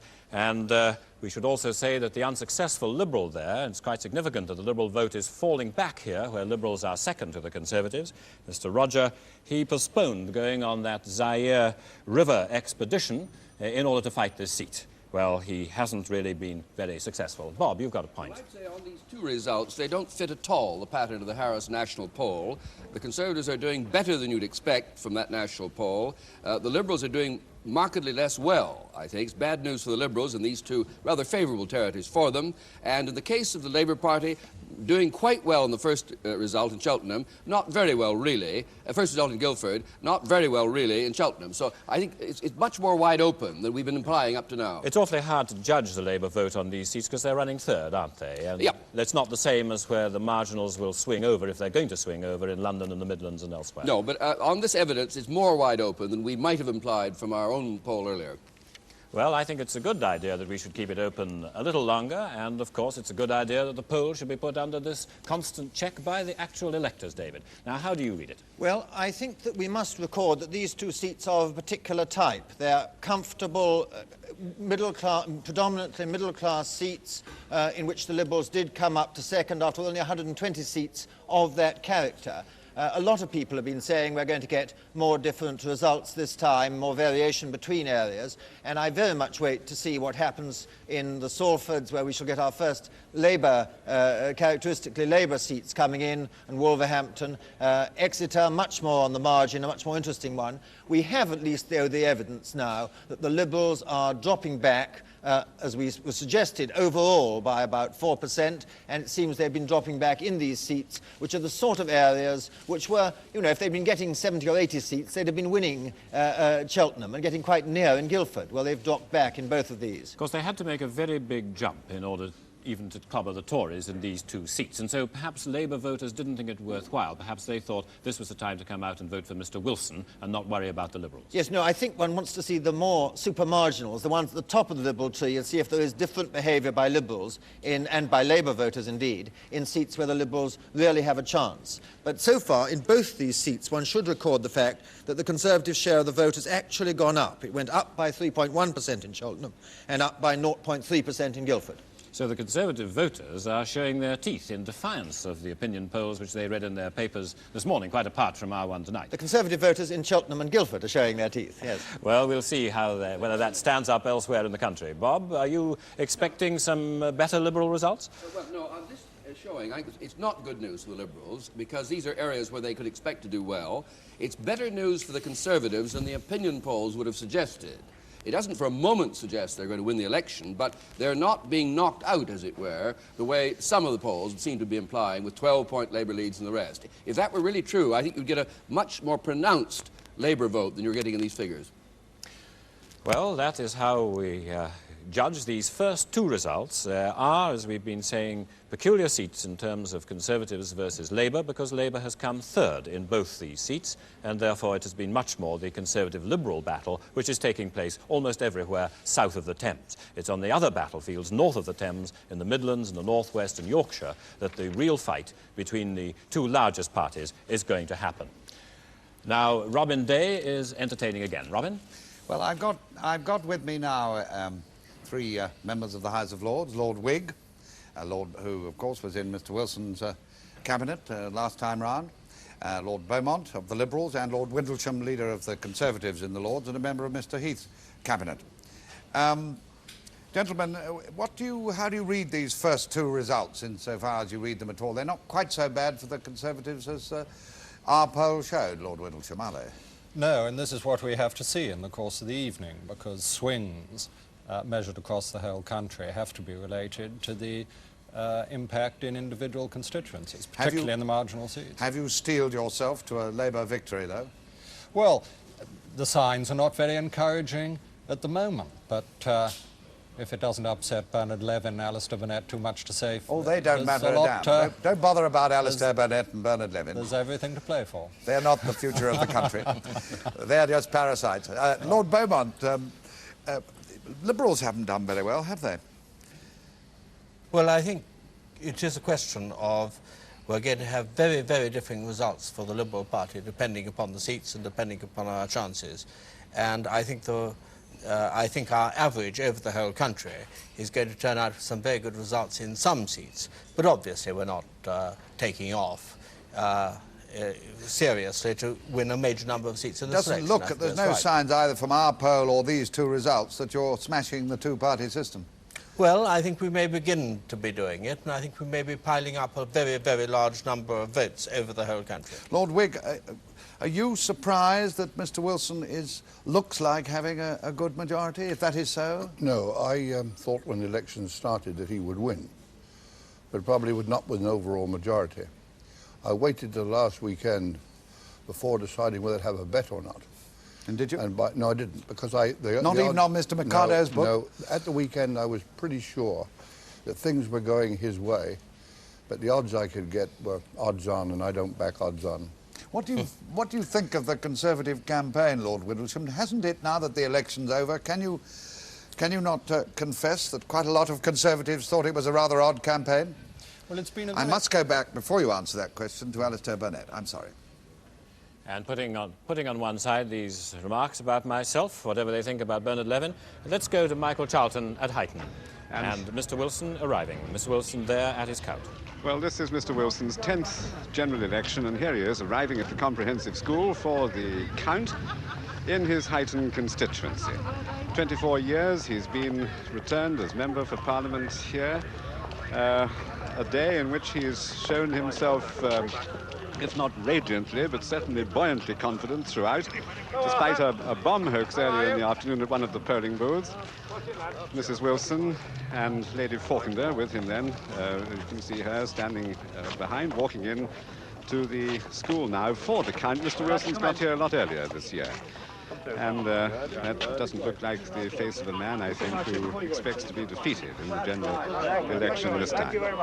He's been followed by large crowds, and you can probably hear, at least I can, if you can't, the cheers of those in the building who've just realized that he is outside, and shortly he's going to be inside. He's talking here to his agent, Arthur Smith, the man who really takes charge of the constituency for him, while Mr. Wilson is in London. And Arthur's quite a figure up here, as Mr. Wilson always calls him.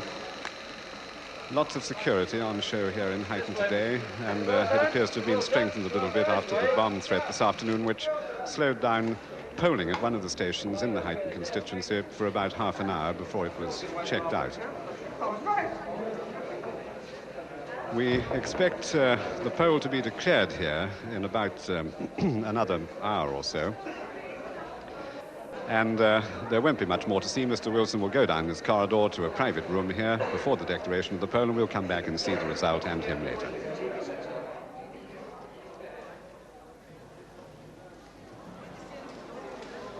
And Michael, when do you expect the result? Huyton isn't a late result, and I suppose Mr. Wilson has got a lot of thoughts about public duties if he is to continue as Prime Minister. Well, we're not absolutely sure. We know it's going to be earlier this year, Alistair, than it was last time. Last time it was about 1 o'clock, so I would say somewhere before 1. Let's say another hour and a half from now. Very good. We shall hope to hear from you then, Michael.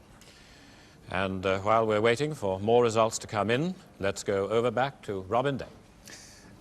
Lord Windlesham, as we were saying when Mr. Wilson interrupted us, don't you think that a lot of Conservatives were disappointed and bewildered by the nature of the Conservative campaign, that they seem to be low-key and so on? Well, I think it's not just the Conservative campaign. I think the situation itself was confusing for many people. The Conservative campaign, led with great effectiveness and determination by Ted Heath, did stick to the central issue, how this country should handle the appalling problems of inflation, yes, I know what the campaign, we know what the campaign was, and no doubt it was very determined, but don't you think a lot of Conservatives were bewildered by the nature of the campaign? I don't think more Conservatives than members of any other party. I mean, the electorate as a whole does find itself, I think, perplexed by the nature of the crisis with which this country is confronted. Lord Beaumont, were you puzzled by this campaign? I was certainly puzzled by the Conservative campaign, because it seemed to me that they were producing no economic policies whatsoever. And Mr. Wilson was absolutely right to tear them apart in saying that they merely wanted a social contract of the same kind that he was producing without any hope of producing it. Do you think, Mr. Heath, the Liberals were foolish to drop what they were saying in June, namely vote Liberal for a national coalition, and let Mr. Heath take that over? No, I don't think that we were, because the only point in a national coalition is to get behind the right economic policies. A national coalition behind the wrong economic policies could be the death blow to democracy in this country. Lord Whig, what's your verdict on this campaign as a campaign compared with other campaigns, as an example of the democratic process? Well, I thought that the Conservative campaign was quite bewildering. Mr. Heath changed his objectives several times. And to that extent, I thought that by the weekend he was a sure loser.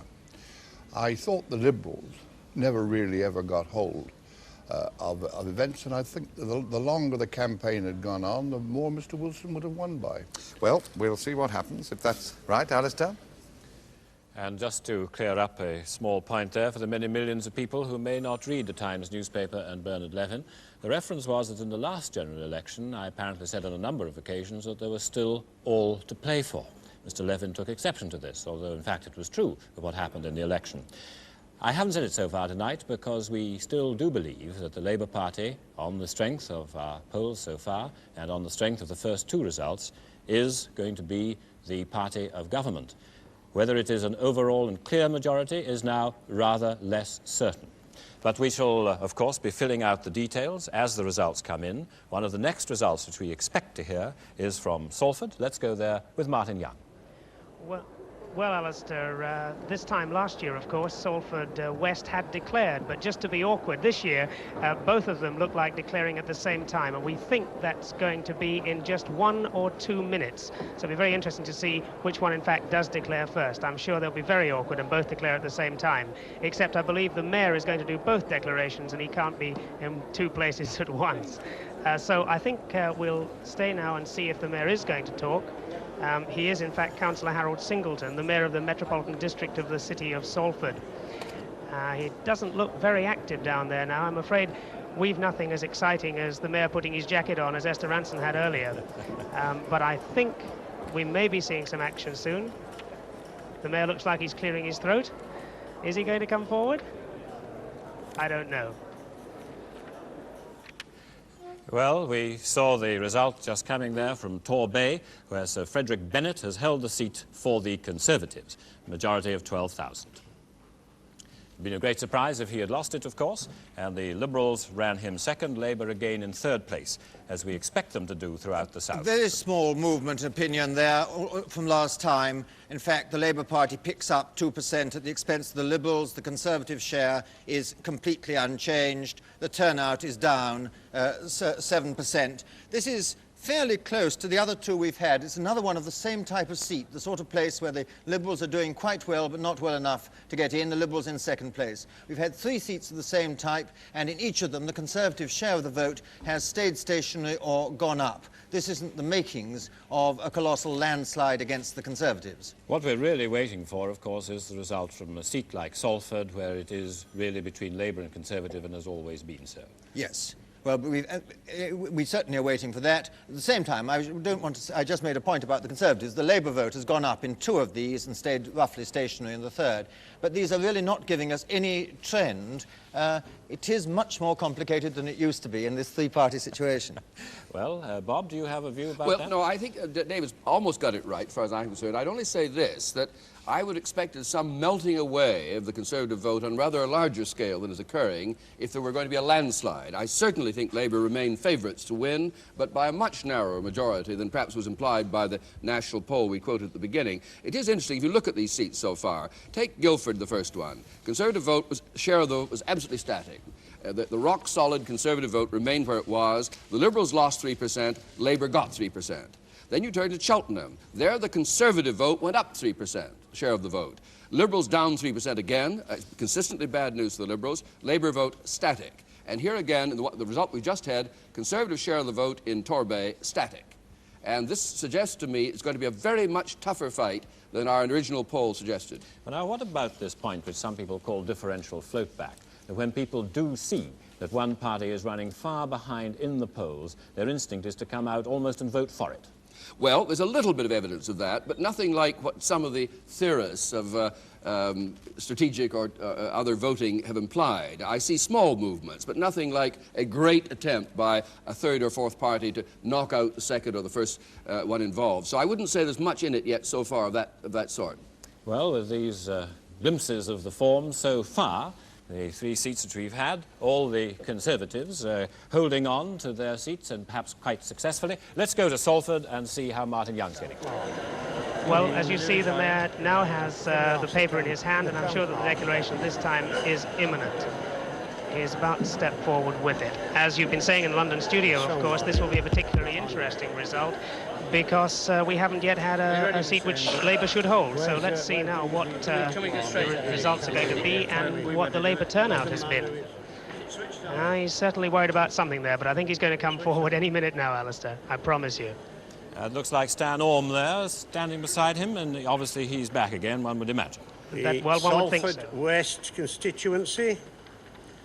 The votes cast at this election are as follows. Albert Edward Artston, Liberal, 4,237.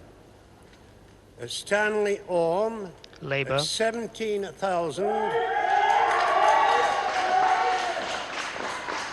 Please.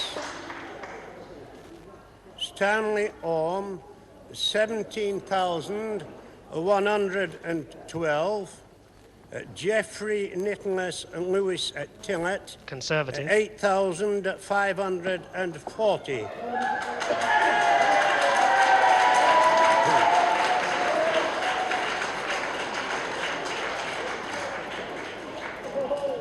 And I declare that Stanley Orme is elected as a member for the Salford West constituency. Harold Singleton, a returning officer. Thank you. Because there was, in fact, maybe two nations here. There was a 4.5% swing to Labour, all that the opinion poll suggested in this solid Labour seat. The Liberal share of the vote down 2%, 3%, the Conservatives down 3%, the Labour share up 6%. The solid working class part of England, our first sounding, is moving as much as the polls were suggesting. Stan Orme, of course, has been MP here since 1964. He's pretty popular. He's been off as Minister of State in Northern Ireland since March when Labour got back. He's a staunch tribunite and an engineer, member of the AEUW. So Stan Orme back and opening Labour's score with a swing of over 4%. And David, you would reckon that if that swing held up in certain of these marginals in the North and in the Midlands, Mr Wilson is home and dry. Oh, I think certainly Mr Wilson is home and dry. He needs a 2% swing. That was a 4% swing. But he isn't going to get 4% swings all over the place, as we've already seen. We've had 3 results which don't show any movement like that. We just need more evidence to see whether Salford or Torbay, Guildford and Cheltenham are representative of the average English constituency. Let's see what the representatives of the average English betting audience are doing. Let's go now to the betting shop. Well, whereas one's detected a certain amount of hedging of bets back in the studio, here the attitude is quite uncompromising. Labour are practically unbackable. They're 10 to 1 on. The big reaction of the evening was to the findings of the Harris poll. You may remember the odds were shortened then to 5 to 1 on Labour. That price was accommodated. They went to 7 to 1 on, 8 to 1 on, 10 to 1 on now Labour, which means it's almost impossible to win when you've paid the tax. 6 to 1 against the Conservatives, the Liberals are out to 200 to 1, and 4 to 1 against now, no overall majority. So no reaction at all to those early results here. The feeling is still that the Harris poll will prove to be right and that Labour will have a substantial majority. Thank you, Julian, and of course we'll try and rush the evidence to you and put everybody in or out of their misery just as soon as we can. David? Well, one thing's just struck me, that most people won't believe our forecast until seats actually change hands. And I've been looking at what happened last time, which is the best guide we have to when results will come in. And of the seats to come, Lincoln, which came in just after midnight last time, is up for grabs. It's very much a 3-way marginal between 3 parties. But leaving out Lincoln, which is obviously very much a special case, we come to Nelson and Cone at 12.23 before we come to a seat that will be likely to change hands even on the Salford swing. Let's go now to another part of the country. Let's go right up to the northeast of England, to Tyneside, Newcastle on Tyne, Bill Kerr-Elliott. Well, here in the Trinity Hall in Newcastle Central, we should really, on previous form, have had a result before now, but we've just heard that the Liberals have asked for a recount, so that is holding proceedings up somewhat here. The 3 candidates, Mr. Edward Short, the Labour candidate, Sheila Faith, Conservative, Andrew Ellis, Liberal candidate, all standing on the platform, waiting rather nervously. So that's it in Newcastle Central. There is a recount asked for by the Liberals. We'll come back to Alistair as soon as we have more information. This is Bill Kerr-Elliott in Newcastle Central. Well, thanks. I think we would understand from that the Liberals probably are in danger of losing their deposit. Let's go now to Conservative Party headquarters, see how they're taking it there. Martin Back. Well, the situation here is that the Conservatives are not dismayed by your straw poll because, frankly, they don't believe it. It doesn't fit in from their own canvass returns what they've heard from their own constituencies throughout the day. It doesn't fit in with what they think is going to happen or their reading of the results so far. Instead, we've had a diversion going on beside me now, which is the arrival of some gentlemen and ladies from the Powell for Prime Minister campaign.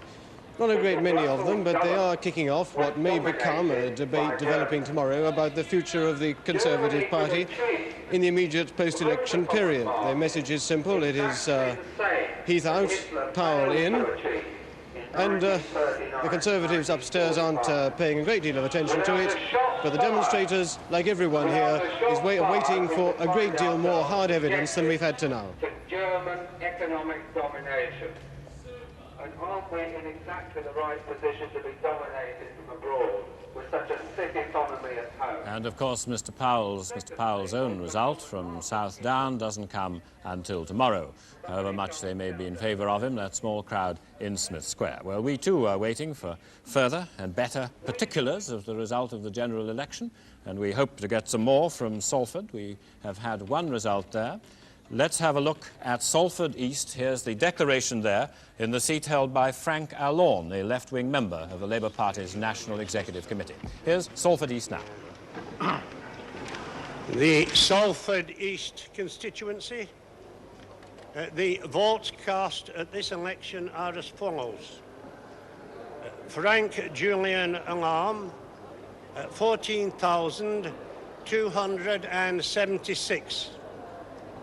Alan Stuart Bell, 3,160. Stephen Reid Latimer, 6,440. And I declare that Frank Julian Allorn is elected as a member for the Salford East constituency. Signed, Harold Singleton, returning officer. And that is, of course, Frank Allorn safely back. It would seem to me to be a small swing to Labour in that seat. 3.3%. It's very similar to the other result from Salford, but a slightly smaller swing. The average now, we've got 2 Labour-held seats, and the average of the two is 3.8% swing. Here are the figures. 3.3% swing to Labour in Salford East, and the turnout down 7% as it was in the other seat. We've had a turnout down of 6 to 8% in every one of the 5 seats we've now heard from, and the swing nearly 4% in the 2 Labour-held seats, hardly any swing, and a collapse of the Liberal vote in the other seat. In fact, the Liberal vote has gone down in every seat, or has been disappointing in every seat that we've so far heard from. Well, that seems to clear, perhaps, to a large extent, the Conservatives' worry about the second front coming at them from the south and the Liberal strength there. But let's have a word now with Michael Steed, whom we haven't heard from yet in this election. Michael? Yes, we've had these 3 seats where the Liberals had second place. Now, in 2 of them, in Torbay and Guildford, the Liberal was so far behind that perhaps it wasn't reasonable to expect tactical voting. But Cheltenham was, in fact, 18th on the list of those seats where Liberals could have squeezed Labour and won. So I think we can now say that there aren't going to be more than perhaps half a dozen, at most 10 or 12 seats where the Liberals could do a squeeze on Labour and take a seat from the Tories. We're able to limit the number to that sort of order. And of course there are only 2 or at most 3 Labour-held seats where the Liberals have a chance. And of course, Michael, if I could just put in a word for this now much maligned Harris National poll, it did suggest that the Liberals would end with about 15 seats, and that mightn't be out of line with what you've just said. Yes, but there is something that's clearly gone wrong with the polls. We had breakdowns of the polls taken in the last few days of the campaign, and they showed that Labour was going up where it was in 3rd place as much as it was going up nationally. Now, either the polls as a whole are wrong and the Labour lead is nothing like it looked, or the Labour Party is going to do very differently in different parts of the country. But on this regional effect, do you think that there can still be an opportunity for tactical voting? In which particular regions, what seats would you look for it now? Well, I think there are half a dozen or so Conservative-held seats where the Conservative majority over Liberal is very narrow, and there Labour voters might decide to vote tactically. This is Richmond, Well, Orpington? seats like Truro, Pudsey and Newbury, the ones right at the top of the list. And, of course, in Scotland, we may very well see Tory Conservative voters voting tactically to get Labour members out. Of course, voting for the SNP in that case. Well, the SNP, of course, have had some hopeful news from the polls, but, of course, we are still waiting from the first actual result from Scotland to see whether they hold up. Now, Bob. Well, I would think we ought to go to the state of the parties, if that's technically possible, because we're getting to get some results in the state of the parties board. If you look at this board, it'll come up in a moment, I think. We now have a position with Labour having 1, taken 2, the Conservatives 3, because they had good luck in the sense of some of their well-established seats coming in. No gains, losses anywhere. But now, the thing to watch all evening is the top right-hand corner. If Labour is to have an overall majority, it must have a net gain, a change, of 17 seats. And for a majority that would last a parliament, it ought to be 27 or 30 seats to last a parliament. Conservatives, if they were to form an overall majority government, need at least 21 or 22 and probably 30 or more in that second down on the right-hand top column. That's the thing to watch. When 17 comes up, the top corner, it must stay there for Labour to be an overall majority in the House of Commons. And Liberals, of course, no results in their seats yet, but they're not so far on the evidence, showing evidence, any indication of a real kind of swing of the kind that might have brought them in. So it's still short of evidence, but we're hoping to get some quite soon from Wolverhampton. We heard briefly from Brian Ash earlier in the programme. I wonder, Brian, if you can give us any sort of time schedule now. Well, we're expecting the result to be declared here, Alistair, in about 10 minutes, we think, but there's quite a sense of urgency here at the moment. There's been a great deal of moving about from various people. We've got the candidates already standing up on the platform, and we've had a great deal of running around the hall from what I can only describe as nubile young ladies carrying various bits of paper. There's no sign of anybody actually coming forward to declare immediately, but we are expecting a declaration very soon. And of course it was Wolverhampton which provided one of the surprises of the last general election, the big swing from Conservative to Labour. That, after all, was Mr. Enoch Powell's stronghold, and when he said that he was going to vote Labour, it may have had an influence, or so some people thought, in Wolverhampton and in other parts of the West Midlands. Mr. Powell has said that he will vote Labour again, and he has already done so by a postal vote, although not this time, I believe, in Wolverhampton. Well, now, we've been giving some news, not very happy news, to Mr. Jeremy Thorpe and the Liberals so far tonight. Let's go down now to North Devon and David Lomax. Well, I don't think Mr. Jeremy Thorpe himself has actually arrived here in the Queen's Hall, Barnstaple. In fact, when I came through to you earlier on, I said that we were expecting the result at about 1 o'clock. I'm not at all sure about that. It may well be a little bit later, because the last ballot box at 11:35 was still on the platform there. Yeah, the last ballot box is at 11:35, and they're still continuing the counting. This is David Lomax in Devon North. Labour has taken 2 seats in Burnley and Lee, which is, of course, its own seats, and now we're waiting for the result of Mr. Ted Short's seat in Newcastle upon Tyne Central. Let's have the news. And the news, Alistair, here is that we're just about ready, I think, for a declaration of result at long last. As you imagined, the hitch earlier on in the proceedings did come about when the Liberals, I think, saw the deposit somewhat in jeopardy. Here's the Lord Mayor of Newcastle, Mrs. Margaret Collins, the returning officer. Parliamentary election, Newcastle upon Tyne Central constituency. I, the undersigned, being the acting returning officer for the constituency above mentioned, hereby give notice that the total number of votes given for each candidate at the election was as follows. Ellis, Andrew Stephen, Liberal, 1,716. Faith Irene Sheila, Conservative, 2,432.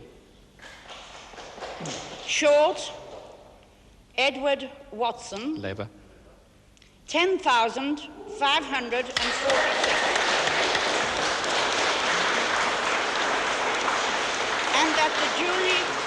And that the undermentioned person has been duly elected to serve as a member for the said constituency, Edward Watson Short. The Lord President, the Leader of the House of Commons, Deputy Leader of the Labour Party since Roy Jenkins gave it up, former Secretary for Education and MP for this seat since 1951. 3.1% swing. 7% drop in the poll. It's one of the smallest electorates in the country. The Conservatives drop 8.9%. The Liberals are fighting for the first time. For all the help he's given us tonight, and of course in all the mechanics of the election before it started. I'd also like to thank the staffs of the polling stations for the kindly and courteous way in which they've carried out their 15-hour stint today, often in rather cold, dingy rooms, and, of course, the police. As always, the Newcastle police have carried out their duties in a friendly, pleasant and courteous way. I'd like also to thank... And so that's Mr. Edward Short giving his conventional vote of thanks to the returning officer. It is, of course, one of the smallest seats in the country, not too many votes to count there. But Mr. Short back again, and after all the carryings on in Tyneside and what has been said, no doubt he will regard that result as a clear vindication of his position and his behavior. We now have some results, a series of results for you now. Here's the confirmation of Mr. Short's result, and you will notice there that the Labour majority, and you'll notice to the left of the Liberal a little line that means the Liberal has lost the deposit. And now Lee in Lancashire. A lower swing there, only 2% swing to Labour there. And Burnley, Mr. Dan Jones, one of the veterans now of the Labour Party. In the 5 seats we've now heard from the Labour Party, 5 Labour seats, the average swing is just over 3%, which would give them a very comfortable victory indeed if it was repeated across the country. But they are all safe, really safe Labour seats, which one expects to go their way. We've got to wait quite a long time for confirmation for the behaviour of people in marginal seats. Now, supposing the country were really to divide between North and South, as you were suggesting one moment there, David, in fact, there aren't very many marginal seats between Labour and Conservative in the South. Well, there are quite a lot around London, quite a lot yes, but I in mean, the Midlands. really south of the Thames. London is a place. No, Labour has virtually nothing at stake south of the Thames, only 5 or 6 seats. So that some of the results which we've had from the south so far really have no bearing upon that. On how many seats Labour is going to get. No, I mean, that certainly is true. It's interesting that a lot of the sort of private information one got was that the swing to Labour was less in the north of England than in the south. And this is a different picture from the private information. Now, the private information isn't much good anyway. All the people I've been talking to have said if it wasn't for the polls, we wouldn't believe anything was happening at all. I mean, almost all the people on the Conservative and Liberal sides and most of the people on the Labour side have been really very negative about it, saying they don't know what's happening. I mean, they didn't trust their own canvass results. I mean, is that... No, they don't trust their own canvass results, and I think with fairly good reason. Well, I suppose we have to go back now to asking the station master and the taxi driver, who used to stand Mr. Baldwin in good stead. I'm afraid we shall go on using the polls, however much they may get discredited, because they still ask more people in a more systematic way than anyone else does. Just a word now about the Liberals. We have seen them fighting here in Newcastle upon Tyne Central, where they didn't fight before. They lost a deposit, and therefore their national rating in the polls must be really very thinly spread indeed. I think they're going to do very badly indeed in a lot of places. After all, they did scrape the bottom of the barrel this time in order to put up candidates virtually everywhere, in all but 4 seats in England and Scotland. And some of these seats, particularly in Scotland, I think they're going to do abysmally badly. If our post-poll in Stirling, Falkirk and Grangemouth is right, they're going to get only 3% of the vote there. I think we are going to see a great many lost deposits for the Liberals, but so far their drops have been greater in the places where they had no hope. But now the Liberal Party had a terrible slaughter when it tried to put up a lot of candidates in 1950. You don't anticipate anything like that? No, I certainly don't anticipate anything like that. The national share of the vote they're expected to get certainly is much above that. Their base is much stronger. Then, of course, they did lose 325 deposits, I think it was, out of the 475 candidates they put up. It was an awful refrain all through the night. The Liberal candidate lost his deposit. We'll be saying it occasionally this time, but not nearly as often as in 1950. And your reckoning would still be that where the Liberals hold seats, they still have a pretty good chance of keeping them? I would have thought so. I mean, I think only 3 or 4 of their 14 seats are seriously at risk on tonight's evidence. Let's have a word now. I think Robin Day is going to talk to Frank Alorn in Salford. Mr. Alorn, good. Yes. Can you hear me? Yes, perfectly. Are you happy with your result? Very happy with both the Salford results. Do you think that you would have expected you got about a 3.3 swing to Labour? They talk a lot about swings down here in London. Yes. Does that matter much to you up there? Well, I look at it this way. It's too early in the evening to predict the outcome, but I'm looking forward to a majority Labour government committed to more housing, social progress, peace, and a referendum on the common market. And I believe that that last item was Labour's trump card in this election. Well, that's an interesting comment, and we'll be taking it up in the course of our interviews this evening. Thank you, Mr. Alorn. Alice? Let's go now to Devon North. David Lomax. No. I think we just saw Mr. Thorpe there waiting, And no doubt he was smiling there. I think he still perhaps has some reason for hope in certain parts of the country, although it would appear from the results so far, which do also seem to be bearing out the national poll which we took today, the Liberals perhaps are not going to be cheering their heads off at the end. However, it's a long way to go until we do reach the end, and we will hope to be having a word with Mr. Thorpe very shortly. Of course, his seat was extremely marginal last time, and he spent much of his time in February fighting it. He came out with a very, very largely increased majority, and this time he's been able to go much more around the country, rallying the faithful, looking after as many of those 619 Liberal candidates as he could reach by hovercraft or helicopter and every particular way. Well, now, I think Robin is able now to talk to Ron Hayward at Labour Party headquarters. Mr. Hayward, is this as good as you were expecting? Yes, it's okay so far, but it's early yet, Robin. We'll have to wait and see, but at the moment we're feeling reasonably happy, you know. Our prediction here, for what it is worth on the seats so far, is Labour with an overall majority of about 33. If that is so, does that strike you as good enough to do what Labour wants to do in the present crisis? Oh, yes, 33 will carry out the Oliver manifesto. There was a time when we carried on with 3, you know. But I'd like a lot more, naturally. But 33, yes, I should be smiling at 33.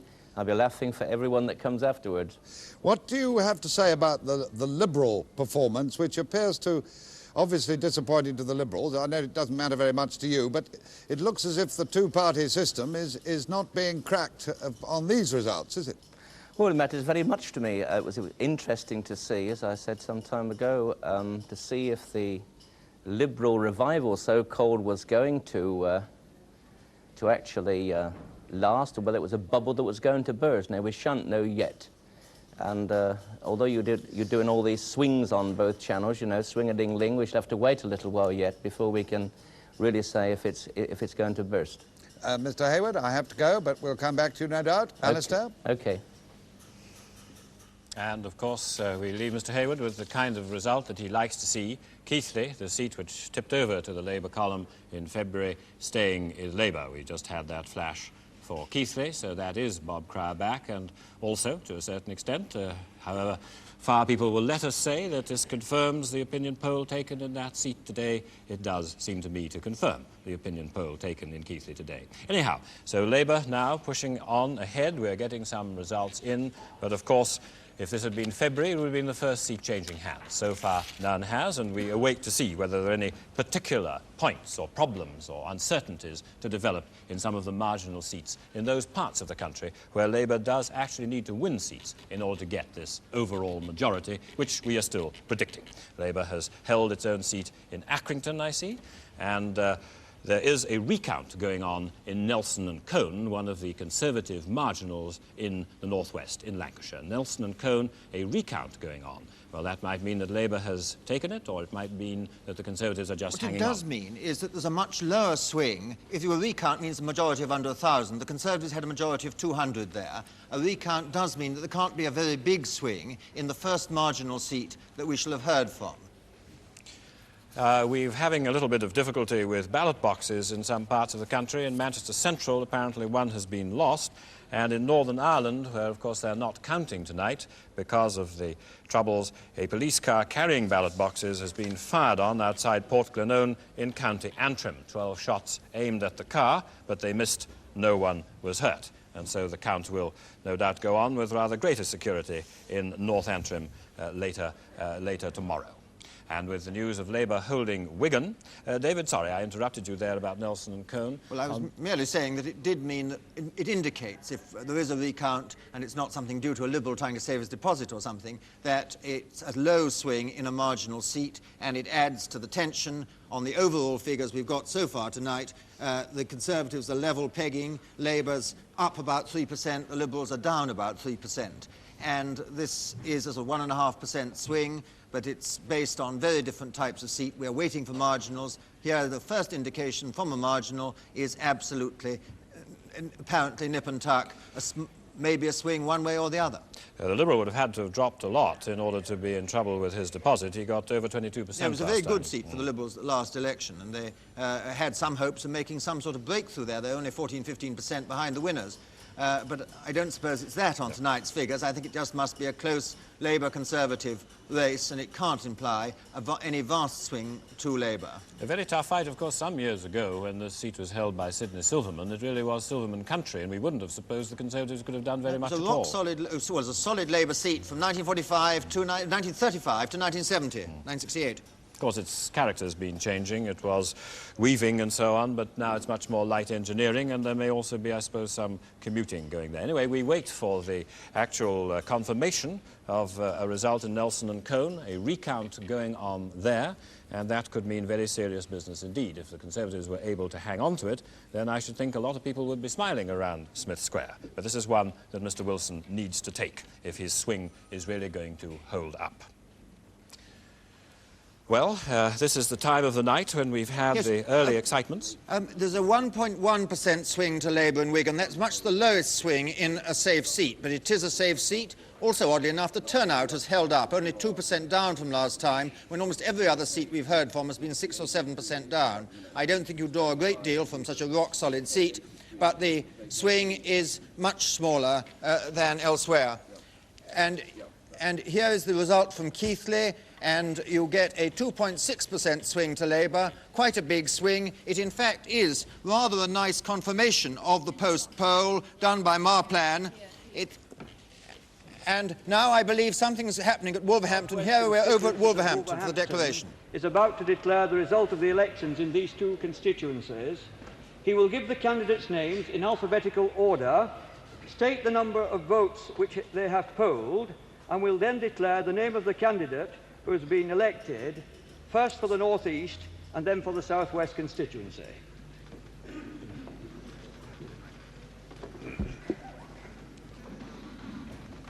Ladies and gentlemen, as returning officer for the constituency of Wolverhampton North East, I declare that the total number of votes given for each candidate at this election is as follows.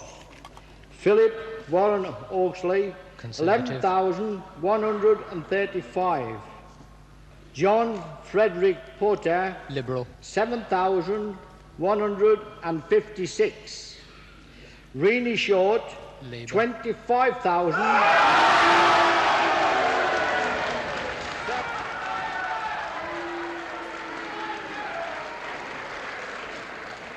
788. Anthony Davis Canvitt Webster, 1,928.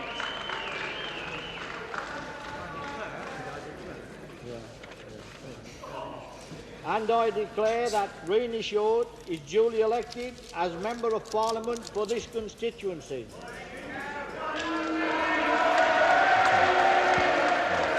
A 3% swing there. 2.9% swing to Labour in our first seat from the Midlands. For Margaret Merritt Jackson, 14,698 votes. For Peter Miles Moran, Conservative, 11,223 votes. For Dick Taverne, 13,000. So Dick Taverne is out. Dick Taverne has been beaten by Margaret Jackson on a return match.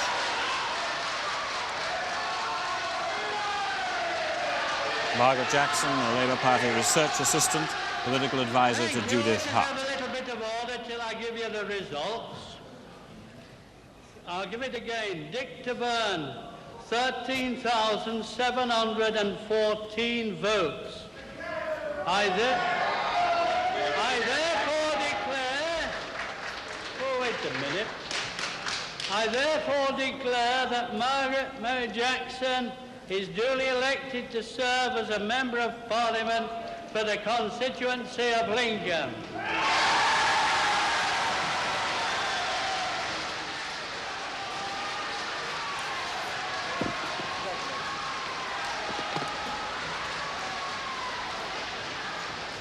And that may be the end of Dick Taverne's social democratic dream, as Margaret Jackson, a research assistant at Central Office and now an assistant to Judith Hart, the Ministers of Overseas Development, takes the seat back after 2 elections. Beating him by almost 1,000 votes. in a replay of a very close three-cornered race last February. So that is one of the Mavericks down tonight, and we wait to hear from Eddie Milne in Blythe, of course, and also Chris Mayhew down in West Country at Bath. And there's a very happy indeed Margaret Jackson. A result from London now, from Romford, a Conservative seat, and being held by Michael Newman. And almost no swing. This was one seat that Labour might have helped to win. It was certainly on the margin. If there'd been a Labour landslide, it would have gone. But the Liberal vote collapsed there, went down by 8%, dividing almost exactly evenly between Conservative and Labour. So Mr. Newbert's majority has hardly changed from last time. Turnout down 8%. And here's the confirmation of Wolverhampton North East. Renee Short's success. Renee Short on the left wing of Labour's national executive, and a clear swing to her. A 3% swing in our first Midlands result. National Front, our first National Front result, only 4% of the vote, lost deposit. And here's the Accrington result, a safe Labour seat. Another National Front lost deposit. The Liberals just saved their deposit, and a swing to Labour, 2%. Rather low for a safe seat on tonight's form. Of course, we must expect, as you were saying, David, quite a few lost deposits tonight. With the National Front running 90 candidates, they may be figuring rather high in it. And here's the result from Lincoln, the first Labour gain of the night, taking back a seat which Labour had when Dick de Verne was an official member of the Labour Party, Margaret Jackson's The success. remarkable thing, in a way, is that Dick de Verne kept up his percentage of the vote. He only dropped 1% from last time, but the Tories dropped and Labour vote jumped to a quite clear victory. And now time for the result in Wolverhampton South West. Remember, this was Mr. Enoch Powell's old seat, and it's now gone to Mr. Nicholas Budgeon as a sitting Conservative member. Let's hear the result from there. As returning officer for the constituency of Wolverhampton South West, I declare that the total number of votes given for each candidate at this election is as follows. Nicholas William Budgeon, 20,854. Garth Anthony Cooper, 1,573. Ivan Ernest Giffin, Labour, 15,554. Joseph Abraham Werner, 9,215. I declare that Nicholas William Budgeon is duly elected as Member of Parliament for the said constituency. And that, of course, is not in any sense a surprise, although it seems to me there's a swing against the Conservatives. Only a 1% swing, 1.2% swing. And there is the full result. Mr. Nicholas Budgeon, a barrister, holding on to Mr. Enoch Powell's old seat. This is the first sitting Conservative result we've had, with Labour in second place, and there the swing is low, and it may indicate we're going to get low swings where you've got incumbent Conservatives, and the final outcome may be closer than the overall picture we're having at the moment of about a 2% swing between Conservative and Labour, with 15 results in. I think it makes the Scottish results more important than ever, because if there is to be any great swing for the SNP in Scotland, this could create problems for Labour. I entirely agree that at the moment Labour are favourites to have an overall majority, although it could be cut back to largest party if they're cut into seriously by Scottish nationalists in Scotland. And, of course, we haven't had a result from Scotland yet, although we have given the result of one opinion poll in Stirling, Falkirk and Grangemouth, which appeared to be better news for Labour in that they were holding that seat which the Scottish nationalists might have had some hopes of. But, of course, that's not an actual result yet, as we should stress. Now, we've had a number of results in here, with Labour 10 seats, Conservative 6. Graham, how do you predict it now? Is it too early for you? No, I think we're about ready to say something about the sort of final result we might be homing in on. We're predicting at the moment that Labour will get 333 seats, Conservatives 263, Liberals 10 and others 29. But I must stress that those are our best predictions at this point. We can't be too certain about them. All we can be certain about is that the Labour Party is going to get at least 290, perhaps 295 seats. The Conservatives, on the other hand, are going to get at least 230, 240 seats. There's a big area of uncertainty in the middle, and it's too early yet to say anything very definite. Well, that's a very becoming modesty, but at least Graham is still saying that there should be on past experience an overall Labour majority, but of course the events of the night will show.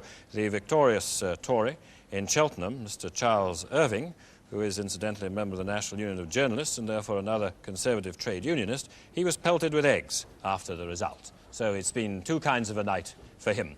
Let's try this result from Wickham. Sir John Hall, the sitting Conservative member, and in no difficulty in being returned. A very low swing there.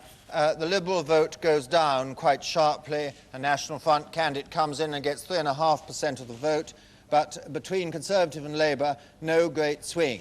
We haven't had any significant swing to the Labour Party in Conservative-held seats or in the one near marginal we've had in Romford, which may be bad for the Conservatives next door, for the Labour Party's hopes next door of winning Upminster. So I think, you know, there's still more to make me queasy about projecting outwards from the safe results we've had. Virtually every seat we've had so far has been a safe seat, safe Conservative or safe Labour. I just want evidence from marginals. I also want evidence from Scotland before I start sticking my neck very far out. Well, evidence that the Conservatives have held Solihull and Labour held Wolverhampton South East. These are two predictable results in the Midlands. Not yet the kind of evidence that David is looking for, or Bob. Well, if in fact the Labour lead is being cut down in practice on the ground, despite the very good results which Labour has had in Salford and in Rennie Short's seat, this may pose some problems. We had been supposing that we would go off the air at 4 o'clock this morning. There's a little while to go there, and we hope to give you some entertainment between now and then. We had also supposed we might, for the first time in several general elections, have a clear result to give you tomorrow morning. But who knows? We may yet have to soldier on for quite some time. And now here is the Solihull result, a very safe Conservative seat in the Birmingham area. And there the Liberal vote has held up better than I think any result we've had so far. They're down 1.2%, the Labour Party's up 3%, the Conservatives are down 1.8%, the turnout down 6%. It seems to me the drop in turnout is fairly even right across the country, all parts of the country, much more even than the swing. It is down between 5 and 7%. Now, this would be partly because the register is more out of date. Would it also be, you think, that the country is a bit apathetic? I think there are... Well, one of the interesting things is it's so even, because you might think you get higher turnouts in marginals, and this may be going to be something that we shall see as the evening goes on. We've so far only had safe seats. But I'm sure about half that drop in turnout is purely technical. The register is older in October than it was in February. Now, we have another recount at Rossendale, David, also in North West, also one of these Tory seats that would tip over. Well, if you have two recounts in Rossendale, it means the majority is almost certainly under 500. And if the majority is under 500, then it means that the swing is under 1%. Well, we will await these results. Obviously, these Conservative seats are hanging on pretty desperately there, but hanging on so far. Anyway, Bob? Well, let's look at the state of the parties board again. I think this is the big story we've got to follow all evening. If you look across the top, now, Labour being ahead 11-8 now shouldn't in itself be taken to mean very much, because the big cities count ahead of the rural areas and so on, and Labour has to be well ahead on the night. You must look across to the right-hand top corner. That +1, which so far is a gain in Lincoln only from Dick Taverne, not a gain from the Conservatives, must turn into +17 and stay there, or go above that for Labour to have an overall majority, and it's moving a little but very slowly.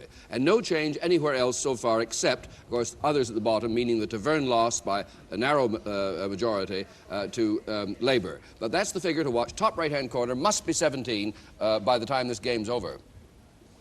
And with news of the recounts then at Nelson and Colne and at Rossendale, David Waddington for Conservative, Ronald Bray for Conservative, apparently going to a recount at any rate. Conservatives holding Hastings on the south coast, so I don't suppose they had any particular doubts about that. But with a real fight apparently developing in northwest England, there is still, I think if one may use the forbidden phrase of the night, a good deal to play for.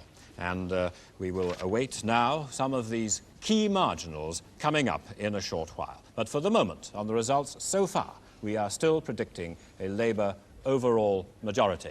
How big or how small remains to be seen.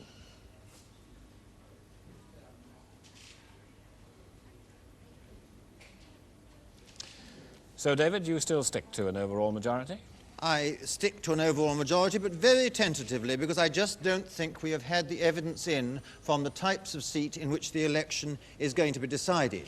For what it's worth, on the 17 seats we've so far had, the Conservatives are down 1.7 in their share of the vote, Labour's up 2.2 in their share of the vote, the Liberals are down 0.9. They're actually down much more in the seats which they fought both times, but several of the seats so far tonight are seats they were intervening in. Bob? Remember that computer prediction of 329 is only 11 more than the 318 needed for a bare overall majority. So people have to keep in mind that 318 is what's the minimum required for an overall majority, and the computer is bound to have a certain margin of leeway for itself, and 329 is not a very healthy figure at this stage to be sure of an overall Labour majority.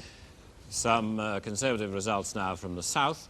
And here's Thanet West. No, here we are, Thanet West. Just a moment there. William Rhys-Davies holding on to the seat quite safely. Labour's pushed up into second place. They were pushed down into third place. There is a fairly big movement. The Conservatives down 4%, Labour up 5% there, Liberals down 1%. And there it is, Mr. Rhys-Davies. He's a long-serving backbencher in the Conservative Party. Occasionally you see him at racecourses. But anyway, very distinctive figure. And no doubt comfortably relieved to be back in Thanet. It would have been a problem for him if it hadn't. Here's the Tunbridge Wells result. That is not Christopher Mayhew, who's fighting down in Bath. That is the Conservative, Mr. Mayhew, who has held Tunbridge Wells very And the very Liberals, the Conservative hold on to their vote. The Liberals are almost pushed into third place, but they do just hold on above Labour. There's about a 4% switch in votes between Liberal and Labour. Labour taking Liberal votes in these seats where the Liberals were doing so well last time. And now Robin Day, I think, has an opportunity to talk to the vanquished Dick Taverne in Lincoln. Good morning, Dick. I can just hear you, not very clearly. I can't hear what you're saying. Sorry, there's a disturbance at the moment. I can hear you now. I can just... Can you hear me? Only just. Dick, you got 13,714 votes, though you must be disappointed. That was probably better than you might have expected. And also possibly worse than I might have. And which is it? Well, I think the answer is that there is obviously a national swing to Labour which helped the Labour candidate. And also, I think it was true that as an independent, it was more difficult each time to combat the party machines. But we fought a better campaign this time than last, and I thought we were in there with a pretty good chance. Do you think you were damaged by that story about in August, about your alleged flirtation with the Liberals? Does that damage you? I have no idea. I mean, this was a story which appeared while I was away, and I couldn't deal with it myself because I was abroad. But I don't think that's had any effect on it, no. What do you think were you mainly up against? Loyalty to the party machine, back to the two-party system? The most difficult argument I always had to meet was, well, we'd like to vote for you, but what can one man do? And this was a telling factor in the last election, and it obviously was one that became more telling as time went on. What was your answer? My answer was a very good one. First, that I could pioneer ideas and I could say what other people weren't saying because they were looking over their shoulder. The second was that, in fact, if in an undecided parliament, I could obviously have considerable influence. And third, that I still expect to see at a certain stage a realignment of British politics, because it looks at the moment like a Labour government. Dick, does it mean, sorry to interrupt you, but does it mean the end of your hopes for that realignment now? I mean, there's no sign now, if there's a working Labour majority, of your social democratic wing of the Labour Party as you would like to see it breaking away, is there? No, I think we'll find that the government's going to face certain difficulties. I mean, it's going to face them over Europe, where there are very different views. It may face them over an incomes policy, which I suspect at some stage will re-emerge again. And I've no doubt that there will be conflicts between right and left, which will put a considerable strain on this coalition, which isn't always a very happy one inside the Labour Party itself. What are your political plans now, Dick? Well, do you plan to join the Liberals or anything? My political plans are hardly something I will decide at this moment. I shall have a good sleep on it and decide to wait for a little while before I make up my mind. Thank you for talking to us. Alistair? And Dick Taverne seeming there, smiling and apparently well satisfied that he has fought the good fight, taking some time to reconsider his position. It's only a short while ago, of course, almost, that we saw those dramatic pictures from Lincoln when he won back his own seat and indeed then tried to start his own party. It seems now to be in ruins. So that is the first of the Mavericks down tonight.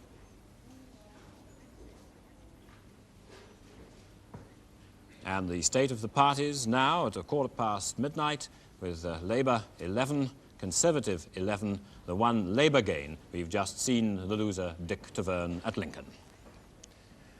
And this is what Labour is looking at now, given the national situation and the apparent national swing Labour's way. These are the seats that Labour hopes to pick up in the next few hours. Bury and Ratcliffe in the north, Ipswich in East Anglia, Northampton South in the Midlands, Nelson and Colne, where we know there's a recount going on, Bolton West, not very far away, Rossendale, another recount has been announced there, Southampton Test on the south coast, and Beeston.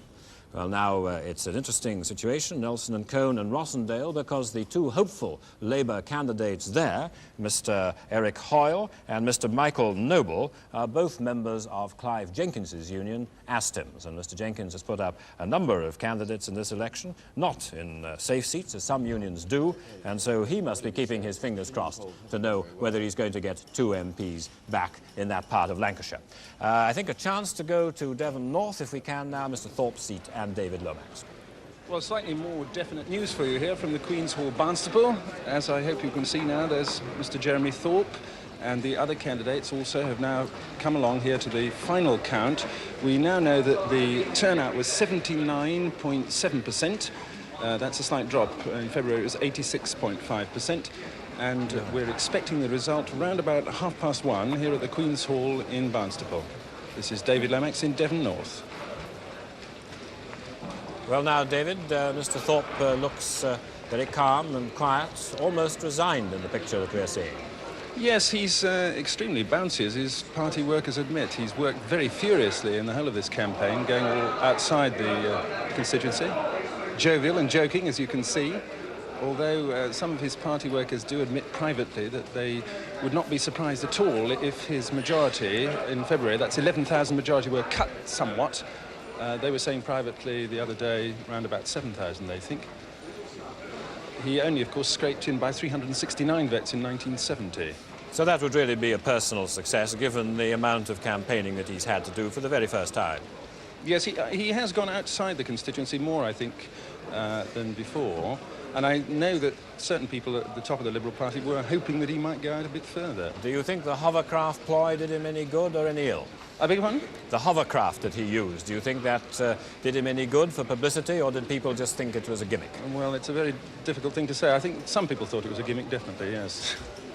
Well, Mr. Thorpe was certainly one of the first of the party leaders to decide to go campaigning, and perhaps it was rather bad luck for him that the weather turned bad as early as it did and his first hovercraft had to be written off. Normally they managed to switch on the sun in an October election. I can't really say that Mr. Wilson has been able to do that this time. However, there may still be some sunshine in the results for him.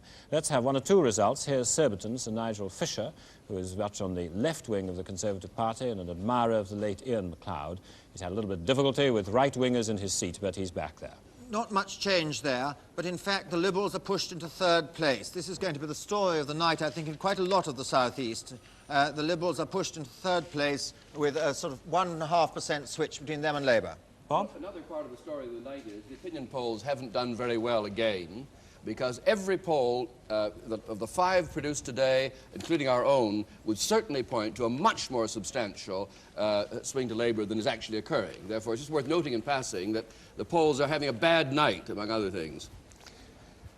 And let's have a look now at the Wolverhampton South East result. I'm getting the morning papers in, but they are rather further behind than we are. Here's Wolverhampton South East. This is Bob Edwards, the former General Secretary of the old Chemical Workers Union. This has always been his seat. Just about average swing to Labour in the Midlands. And a result from the South Coast, a safe Conservative seat, Liberal coming rather bad third. Yes, and again, 2% swing, actually it's rather a high swing to Labour for a safe Conservative seat on the pattern of the 20-odd results we've had so far tonight. And the results flow should be picking up shortly, although whether they're going to be the results that we really want to know, well, that's a matter. The papers are still saying it's the most vital vote of all, machine guns guard Enoch, and so on. And let's have a word now and see how things are going in Birmingham, where there are a number of marginal seats there and thereabouts. To Birmingham. We're going ahead now? Ready when you are, John.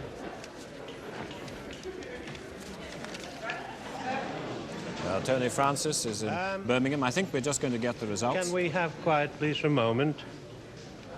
The Ladywood constituency midday, and the result is as follows. I, the undersigned being the acting returning officer for the constituency above mentioned, hereby give notice that the total number of votes given for each candidate at the election was as follows. Hardeman Kenneth George, Liberal, 3,086. Lorne Richard, Conservative, 5,079. Warden Alistair Bryan, Labour, 14,818, and that the undermentioned person has been duly elected to serve as member for the said constituency, Walden Alistair Bryan. Well, one's heart skipped a beat for Brian Walden when the returning officer gave the wrong number of votes there, but it is, of course, a comfortable 14,000. Brian Walden, one of the most promising and able of the young Labour backbenchers who has not felt able to take office in Mr. Wilson's latest government. A big swing to Labour. The Liberals just saved their deposit there. And, there isn't a great deal to say. I want to thank all of those who have cooperated in the count, not merely the counters. 3.9. And here we have the recount at Newcastle North. This is a Conservative seat, normally Conservative held, and we wonder what that recount is about. Who is bustling up whom, or who is trying to save a deposit? It's a relatively marginal seat. I think the Conservatives could lose that on current form. Well, they're holding on in some marginals. Oh, they are holding on. No, I'm not saying. I think that if it's a recount to see whether Mr. Elliott survives there. And now I think Robin has got Edward Ducan down in Bristol. Mr. Ducan, who's the chairman of the Conservative 1922 committee. Robin? Mr. Ducan, we haven't had your Taunton result yet, have we? I'm doing my best to find out for you. I'm sorry to... Are you through to me now, Robin? Yes, I am. We're on the air. I hear you. I don't hear you through this thing. Can I take it out of my ear? I hear you through the loudspeaker. Oh, good. Well, I don't mind how you hear me, so long as you do. Say what you were saying again, will you? We haven't had your result in Taunton yet, have we? You'll get that tomorrow about midday. Thank you very much. What do you think of the result so far? It looks, on our prediction for what we're able to do, a Labour majority of around 20, but of course that could change either way. What do you think about that? I haven't heard all the results because I've been driving up from Taunton to your studios in Bristol, but what I have heard, I've not found pleased me very much. It's disappointing that the Conservatives haven't won the election. There's been a smaller swing nationally than some of the polls suggested. And the Liberals don't seem to have done very well. They seem to have dropped generally, but Labour seems to have got an overall working majority so far as we can see at the moment. There are no surprises in that. I think everybody expected the polls to be proved wrong to some extent. Now, we've just had a Labour gain at Nelson and Cone, which is one of the interesting marginals which we've been talking about here. Yes, that's a sadness because there was a very fine sitting Conservative member. The House of Commons will be the poorer without him. I don't think anybody was surprised, however, to see the Liberals squeezed. I think most people regard them as an irrelevancy in the main political struggle. Mr. Ducan, you've been critical of Mr. Heath's leadership in the past sometimes. Were you satisfied with the Conservative campaign this time? Was it on the right lines? I've been a strong supporter of Mr. Heath, as you know, Robin. I know you've been a supporter. I know you've been a supporter, but you have been critical. Well, we haven't won the election. That's a disappointment to us all, but it's much too early to talk about who gets blamed for that. The whole Conservative Party, of course, has got to share the blame for the fact that we haven't won the election. Did you fight on the National Unity ticket? Rather. I fought also as a strong supporter of Mr. Heath and of Conservative policies. Can Mr. Short hear me in Newcastle? Yes, I can hear you. Good morning, Mr. Short. Good morning. How are you? Very well indeed.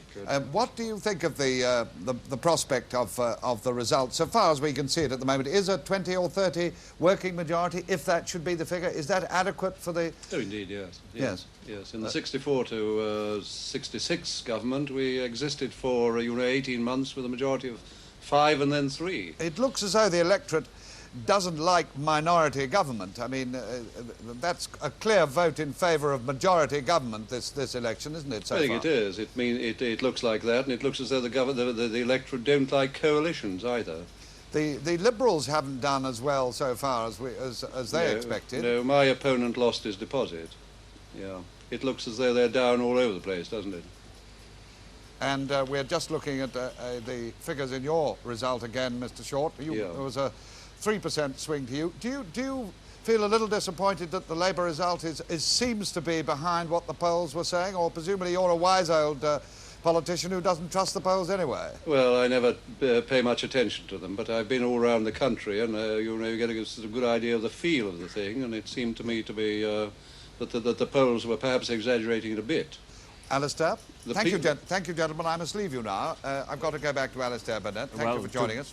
Goodbye. Just to give you the news, the full detail of that result at Nelson and Cone, the first Labour gain from Conservative tonight in Lancashire. Eric Hoyle, Labour, a sales engineer. He fought the seat in 1970 and again in February. Now he's taking David Waddington out, the Liberal losing a deposit.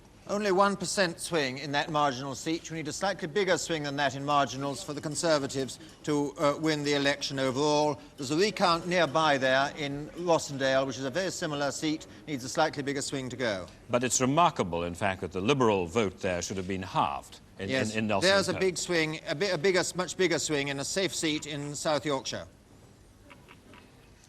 And again in Lancashire, but a safe Labour seat. And a considerable swing there. Oh, sorry, the considerable drop in the Liberal vote. The Labour gain is at the Liberals' expense there. And into Manchester now, again, a pretty safe Labour seat.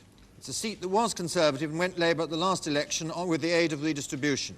The Liberals drop 5% in their share of the vote. Labour goes up 5%. Notice there the Irish civil rights candidate has not done well, has lost a deposit. That's been one of the problems for some Labour members. They've worried whether they would lose the Irish vote. Well, it doesn't amount to very much in Manchester Moss side. And now a Conservative seat, Fred Sylvester's seat in Manchester Withington. It's the only Conservative seat in Manchester and is likely to stay so for a while. He, of course, has gone there from Walthamstow. And here's Michael Meacher, who's very strong on statistics about social security and so on in the Labour Party, holding his seat in Oldham West. The swing is bigger in South Lancashire than in the north of Lancashire. Very able young member. And now in Eccles, another safe Labour seat. Liberal drop 3%, Labour gains 4%, Tories down 1%.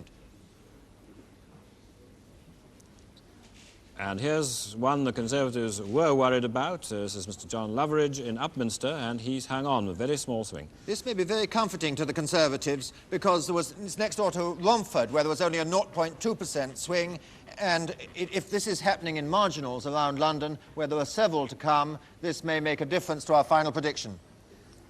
And here's Crewe. This is Mrs. Gwyneth Dunwoody, who has come here after she lost her seat down in Exeter. And she is the daughter of the late Morgan Phillips, the former General Secretary of the Labour Party.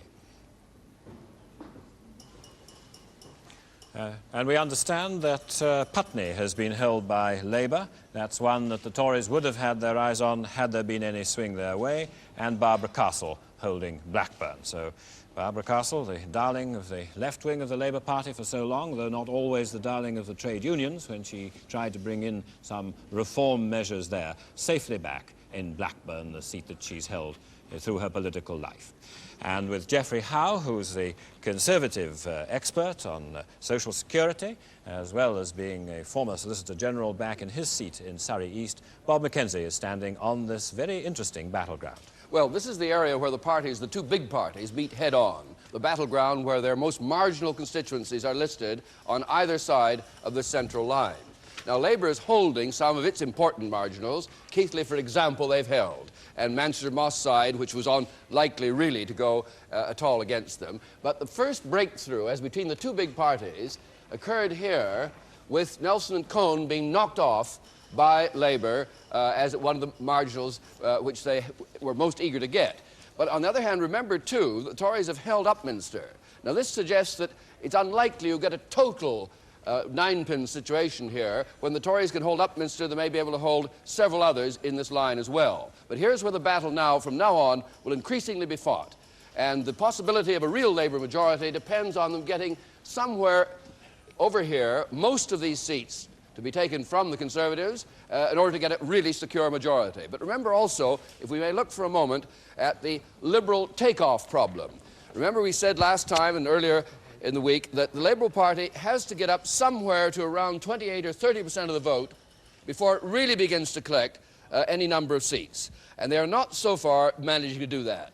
Last time, with 20% of the vote, they got only 14 seats. A heartbreak for them. And so far tonight, the evidence suggests that they're not getting near the takeoff that would give them the kind of big representation which their actual support in the country would have justified, certainly last time. Just news, Bob, that there's a recount at Northampton South. This is the Conservative marginal in Northampton. And so it looks as if Labour has hopes there, but of course it's one that Mr. Wilson really did need to take if he's to get an overall majority. And David, how do you read that one? Well, that one is again a majority in hundreds, and if it is being recounted, if it is possibly still in the Conservative column, it counts further doubt on things. I notice also one of the most marginal seats we're looking for is Ilford North, and that's next door to Romford and Upminster, both of which have had swings almost nothing. If they're repeated in Ilford North, the Conservatives would just hang on. And Tony Crossland back at Grimsby.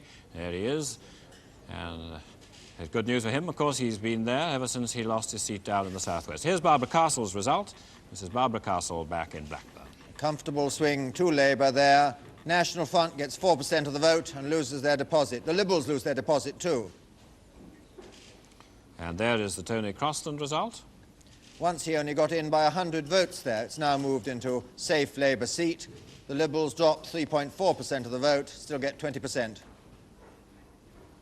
And here's Putney, Hugh Jenkins, the Minister for the Arts, holding on in a marginal.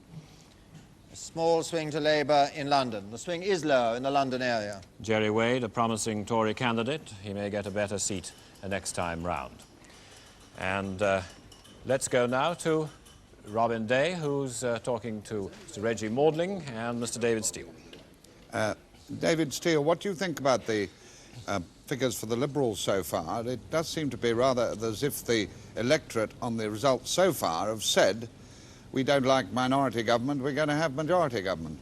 I think it's a little early to deduce that. I think what is significant is that we haven't yet had a result either from a Liberal-held seat or indeed one of the seats that we'd any hopes of winning. And it does seem to me that there is a wide variation in the swing and the movement of electors from one party to another as between the marginal seats and the safe seats. I would agree with you that in the seats so far, none of which have been seats that the Liberals could hope to win, we appear to have dropped back in our share of the poll.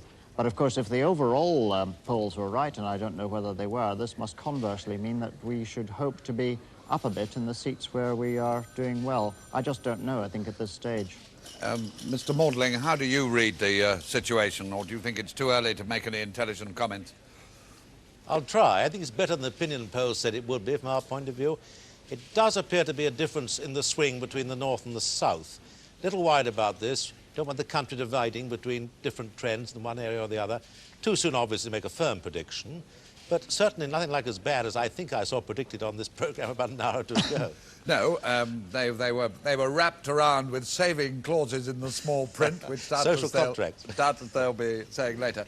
But are you reconciled to a working Labour majority? No, certainly not. Do you think that events could make it closer? Well, looking back to '64, for example, remembering the difference in the results on Thursday night and Friday morning, there's still a lot to go. But knowing the difficulties as you know them as an ex-Chancellor, Mr. Maudling, do you think it's better to have a working Labour majority to take decisions, or to have a narrow result which is difficult, with, say, a 1 or 2 working majority? No, it's certainly better to have a minority, if there has to be a Labour government, to have a minority one, which can stop them doing the stupid things they might otherwise do if they have a majority.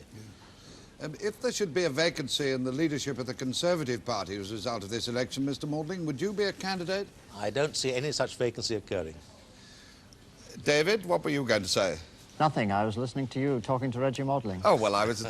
most people I interview on this programme are bubbling to add something else. Well, I must say it's a change that you call me by my right name after last Tuesday. Oh, I was very tired that night, and I had got 3 pictures on the monitor at once. I was going to call you Mr. Dimbleby tonight in retaliation. I'll send for Lord Goodman to send you a writ if you do that. What did I call you the other night? You called me first Mr. Foot and then Mr. Heath, which I suppose is BBC Balance. Oh, dear, I'm very sorry. What was your name again? Steele.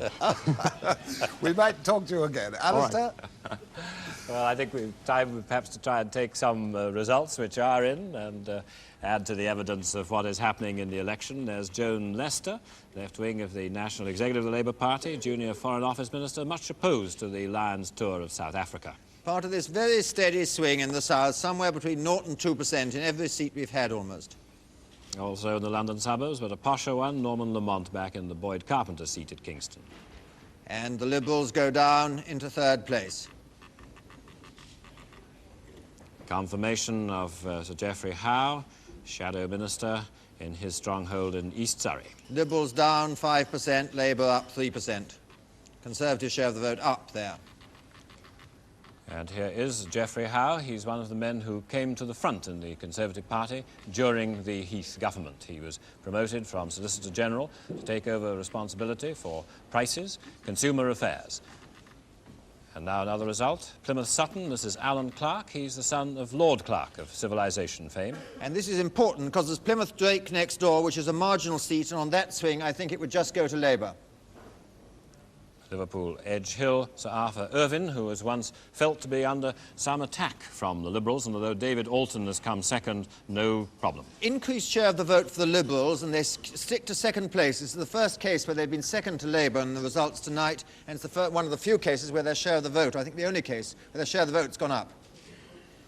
And here we come to another, this is Irving, not Irvine, in Dartford, a safe Labour seat. And small swing, to, sort of London area swing to the Labour Party. And Andrew Bennett, a man who just took over this seat, and it was a marginal. Any move to the Conservative, it would have fallen their way. 2%, slightly lower than average swing for that area in a marginal seat. And we will get some more of these results. We're still waiting for the outcome of that recount at Rossendale, where Ronald Bray is the defending Conservative, Michael Noble for Labour. They're obviously going to have rather a difficult and tough evening. And still no sign of any other seat coming up, which there's Conservatives holding Shipley, that's Marcus Fox. Let's have a look at Holborn and St Pancras South, Mrs. Lena Jaeger, who is a journalist. Much the biggest swing to Labour we've had in a London seat there. Liberals just saved their deposit, but dropped 4%. And Chingford in north-east London, Norman Tebbit, the airline pilots champion. A low swing to Labour there in north of London. Manchester Openshaw, Labour safe seat. And with these results coming in rather a more satisfactory stream, not perhaps some of the most important ones for us yet, Graham Pyatt, how does your prediction look now? Well, we've got 50 results in now, and the prediction for the Labour Party has come down slightly to 325, Conservatives 271, Liberal 10, others 29. But there's still a great deal of uncertainty.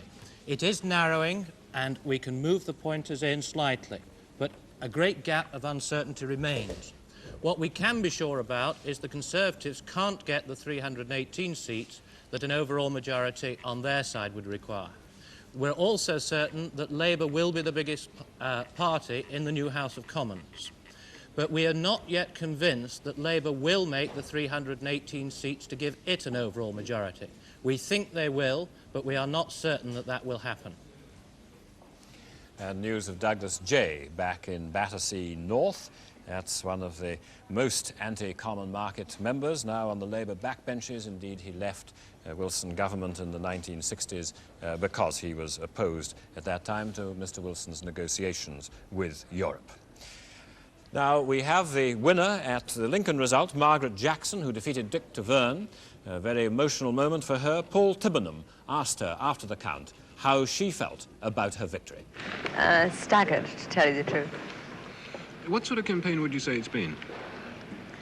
I think it's been a very hard-working campaign for everybody. On the whole, a very clean campaign. I went to great pains to fight the election on policy, both last time and this time.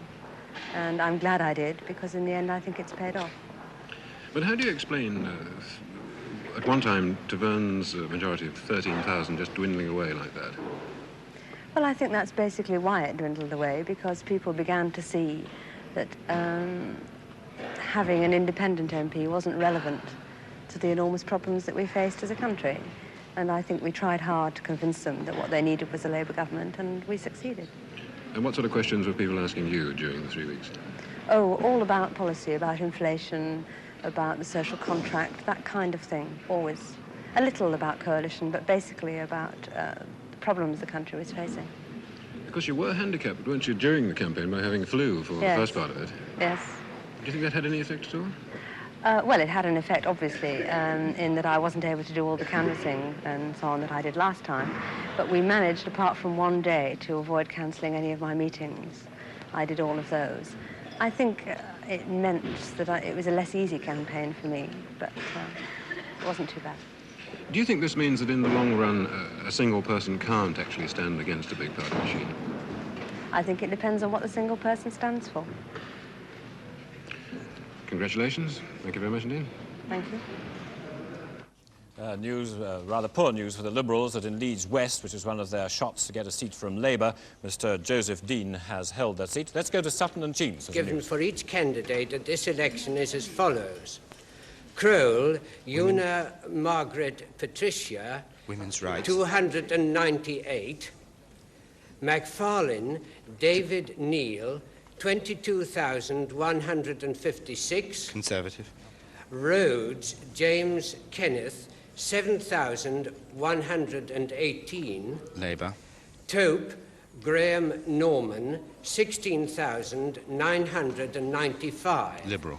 And I therefore declare David Neal McFarlane duly elected as a Member of Parliament for the Sutton and Cheam constituency. And a serious reverse for the Liberals in Sutton and Cheam, Graham Tope failing to regain the seat, and Neil McFarlane, the Conservative, holding the seat which he recovered for the Conservatives in February. A 6% drop in the vote for the Liberal Party there. 2% up for the Conservatives, 2.5% up for Labour.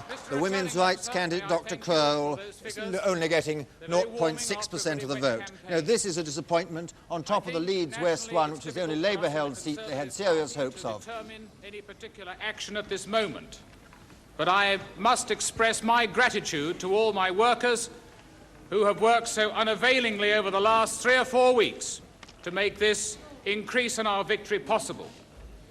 But I think everybody in all parties... And news that Labour have held Paddington. That was one of their marginals in the middle of London, Arthur Latham back there. Also good news for Labour at Plymouth Devonport, a marginal in Plymouth, Dr. David Owen, who's a junior social services minister. He is back in that marginal. So there's no indication of any push towards the Conservatives in these seats. On the other hand, as we saw there in Sutton and Cheam, the Conservatives do seem to be seeing the Liberal Party off, and I would have thought, David, that that Sutton result made it rather difficult for the Liberals, if opinion is much the same in these London suburbs, made it difficult for them, say, in Richmond and Orpington. I think it's very disappointing for them if they are hoping to win seats in the London area. I think their hopes now must rest in the West Country. We haven't had real news from there except from the urban Plymouth. Let's have a look at some more results. And here we have Manchester Wythenshawe, Oldham East and Manchester Ardwick, all safe Labour seats. Above average swings there, but they are safe seats.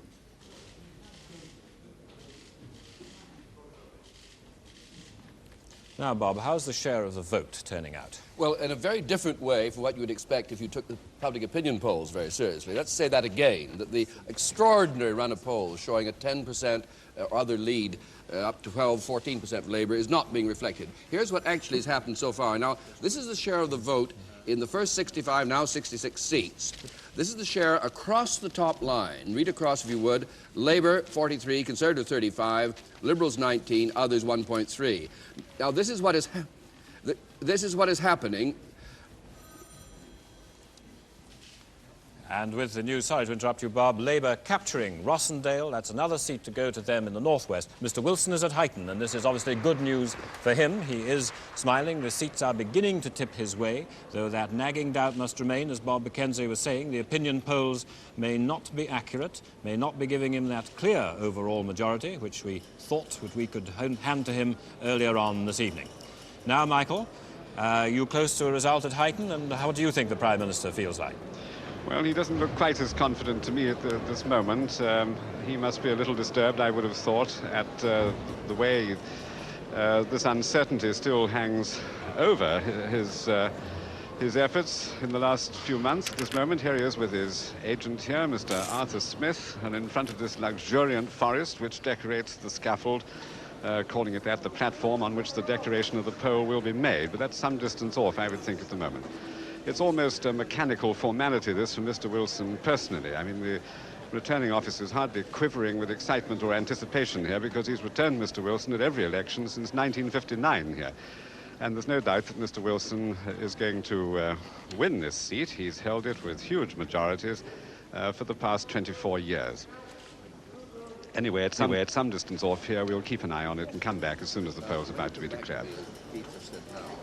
Well, Mr. Wilson, of course, has always wound up his campaigns in Liverpool and, of course, being present at his own count at Huyton. Sometimes he stayed at the Adelphi Hotel in the middle of Liverpool. Last time he came back to London in a small aeroplane. I don't think then he was really sure that he was going to be able to form an administration which could carry on successfully for any length of time. Other occasions he's come back from Liverpool, back of a car in 1970 when he was surprisingly defeated, other times by train. We await to see what Mr. Wilson's travel arrangements are going to be as he returns from Huyton. And we still do await at 1:45, just after 1:45, whether in fact he's going to be able to form a Labour government with an overall majority. That's still what the prediction suggests, but of course we're having to say this without having any results yet from Scotland, which could influence what is happening and could very well cause trouble if, in fact, the Scottish nationalists run as well as some of the opinion polls, however discredited in one way or the other, have been saying. Well, now, Bob, we had to interrupt you there just to go up and see what the temperature was with Mr. Wilson, the share of the vote again. Yes, let's, before we look at it, though, be clear what we're now saying. We're saying, first of all, that there is now no possibility of a majority Conservative government. The issue is between a Labour minority government and, I think more probably, Labour with a small majority, far less than all the opinion polls would have implied. But let's see how the vote's been split among the parties so far again. This is the share of the vote in the constituencies so far declared, 72 of them. Labour with 44.6%, which is up. If you look right beneath that, you'll see up 3.3%.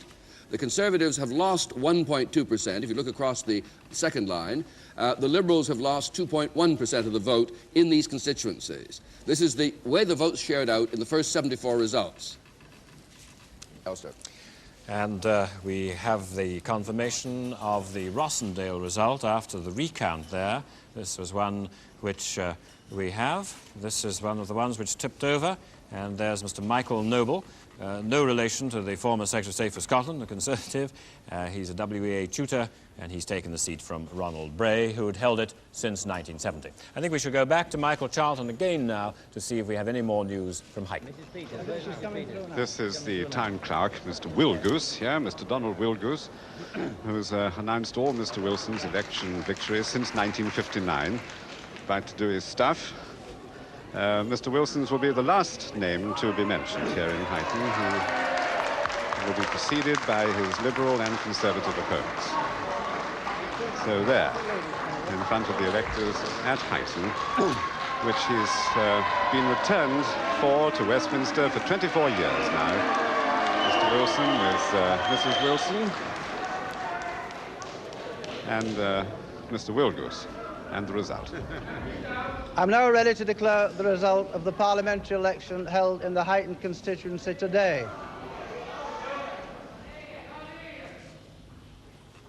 I'm now ready to declare the result of the parliamentary election held in the Huyton constituency today. The return is signed by me, Donald Wilgoose. And the total number of votes given for each candidate at the election was as follows. Michael Paul Braham, Liberal, 4,956 votes. William Peters, Conservative, 15,517 votes. James Harold Wilson, 31,750 votes. 12 votes fewer for Mr. Wilson this time than last. And I declare that the said James Harold Wilson has been duly elected to serve as a member for the Huyton constituency. Only 2% swing. That is Mr. Wilson's result. But a long time to go, perhaps, before the uncertainties over the election as a whole are removed for him.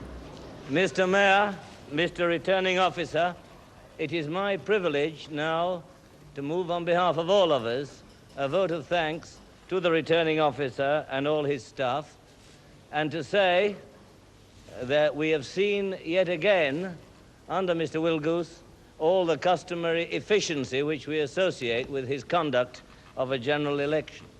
Not only that, but his unfailing courtesy to all participants in the election, not only tonight, but from the moment the election was proclaimed. I should like to associate with this vote of thanks his staff, who have worked indefatigably tonight, and indeed many of them have had to right through the campaign. It has been a rather short election, which is the pattern, at least in 1974. I'm sure that's applauded by the whole country. We don't want elections to go on too long. But that has meant much more work for the returning officer and his staff. I should also like to include in this vote of thanks the police of this area, who have had a great deal of difficulty, a lot of problems, not in any way through the conduct of the electorate, but because they have had so much work to do in relation to policing the count. I've probably caused them a bit of trouble from time to time, and I want to say to Chief Superintendent Watson and all his staff how much all of us, I'm sure I speak for all the candidates, appreciate the quiet, efficient and discreet work that they have done.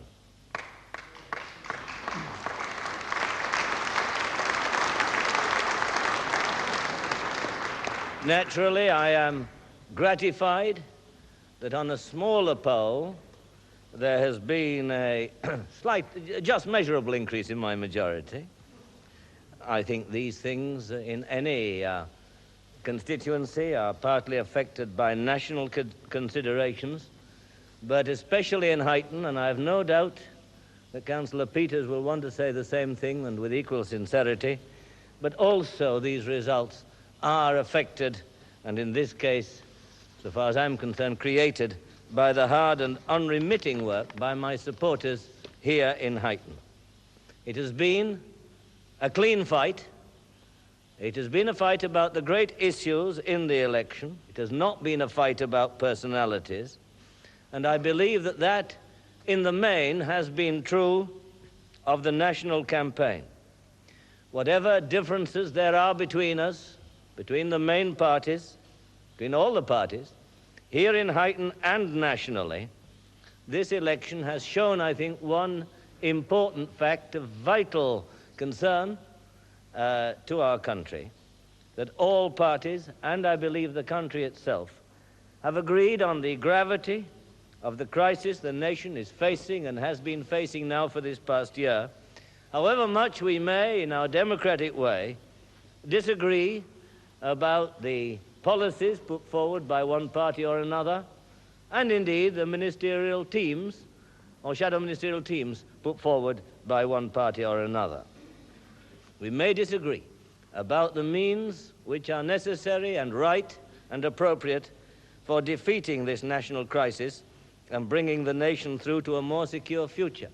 But I think we are determined that once this election is over, and in a very real sense, it began, roughly speaking, at the time of the last declaration of the count, here and elsewhere. Once it is over, we all have a job, by whatever means we feel is right, to unite the country to fight this crisis. So again, Mr. Returning Officer, and ladies and gentlemen of his staff, I have pleasure in moving this vote of thanks in full confidence that it will be supported by my fellow candidates. Mr. Wilson, after the declaration of his own result at Huyton, speaking in prime ministerial tones. Officer, ladies and gentlemen.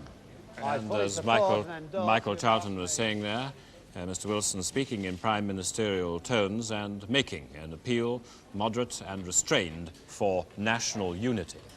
We should point out that the correction which we make there, a very surprising suggestion which we made during the course of those fast few minutes, that the Conservatives had lost Darwin. That would have been a very big surprise. Mr. Charles Fletcher Cook has held that seat since 1951. It would have needed an 8% swing. I didn't believe it when I saw it. I was very pleased to see the correction. We're glad to be able to correct that one now. We are waiting, of course, we were rather hopeful of getting Mr. Jeremy Thorpe's result in North Devon. And meanwhile, most of the results have been going pretty well according to pattern. Labour have held Anglesey. I think that's our first Welsh result. And if the Welsh Nationalists was making a really big breakthrough, I think it was about 4th or 5th on their list. Mr. Cledwyn Hughes's seat there in Anglesey. And the Nationalists in Wales, as you say, David, they hadn't got many opportunities, and that's one that's lost. And here we have Labour taking Oxford. Now, that looks like Evan Luard, who he and Monty Woodhouse, Christopher Woodhouse, the Conservative, fight like Tweedledum and Tweedledee, and this time it seems to be Luard's turn. Yes, there was a large crowd when I voted there this morning myself in Oxford, and it certainly is. It's one of those marginals that needed a 1% swing to go. It has gone, and its swing is low in these marginals. I think it's, you know, we are absolutely on the borderline. I think Labour is going to make it by a reasonable, 5 or 6 seat margin probably, but it certainly isn't final that they're going to get a clear majority. And as you were saying a moment ago, David, there's a recount now at Plymouth-Drake, given the results nearby, so that's a possible one that could go. It certainly is. And of course we have Rochester and Chatham has gone to Labour. I understand that was Peggy Fenner's seat, former Conservative junior minister. That's one that Labour had to pick up too, if Mr Wilson is to get this majority. Yes, now that is, I think those two things really move it quite a lot more Labour's way, the feel of the night. We are talking really about 20 seats that we're really watching for now. In a minute we have 2 of them, both going Labour. Well, let's look at the Labour gains so far tonight. And we have them. Lincoln, that's from Dick Taverne, the Social Democrat. The others are from the Conservatives. Nelson and Cone, Rossendale, Oxford, which we've just heard from, and now, very lately, Rochester and Chatham, down in the Thames Valley. Sorry, the mouth of the Thames, I should have said. So these are Conservatives holding Chislehurst. Well, that's one that's been on the margin in the past, but given the way the Conservatives have been running in the South London suburbs, that perhaps is not too much of a surprise. Here's some London results. Kenneth Baker holding St Marylebone, Christopher Tugendhat, the City of London, and Westminster South, and also there's a Labour return from Tooting. Bigger swings in inner London than in outer London. And here is the Labour gain in Rochester and Chatham. And this is in the squeeze of the Liberal vote. They go down 8%. They go down almost a third, and the Labour Party jumps 6%. The Conservative vote actually goes up very slightly in the seat they lose. Well, Robert Bean's success there. He's a member of the Chatham Council. And he's a lecturer. He's the new Labour candidate in the seat, and he's taken it at first shot from a former Conservative spokesman on prices. Here's the result from Oxford. There's Evan Luard. He, of course, also at the university, very interested indeed in the law of the sea, Evan Luard. I think he's got a book coming out about it now, and he's just pipped his old rival, Monty Woodhouse, on the post. And with the collapse of the Liberal vote, down 6% there. And we should make it clear that Mrs Butler is not a relative of yours. No relative of mine. The vote is down 8% there. It's a university seat. The undergraduates were just coming back to Oxford today. The turnout was down with people leaving the university or not coming back in time to vote. And here are some further results from Salisbury.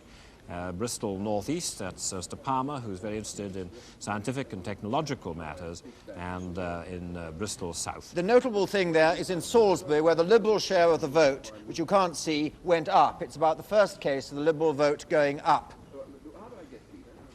And in Tottenham, Norman Atkinson, one of the leaders of the left-wing Tribunite group in the House of Commons, safely back. Brian McGee, philosopher, former TV personality in Leighton, and in St Pancras North, Mr Stallard. Higher than average swing in safe Labour seats.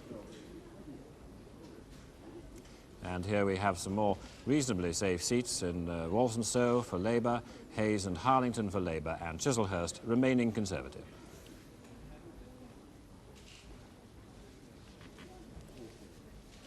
And I think we have a possibility now of getting the result at Birmingham Stetchford, which of course is the seat of Mr Roy Jenkins, the Home Secretary. Let's go there. And here at Birmingham Stetchford, the Lord Mayor, Councillor Eric Eames, is just about to declare the result. I have here this result of the Stetchford constituency in the parliamentary election. I, the undersigned, being the acting returning officer for the constituency above named, hereby give notice that the total number of votes given for each candidate at the election was as follows. Jenkins Roy Harris, 23,075. Wedgwood David John, 11,152. Gopsill Graham, 5,860. And that the undermentioned person, having been duly elected to serve as member for the said constituency, Roy Harris Jenkins.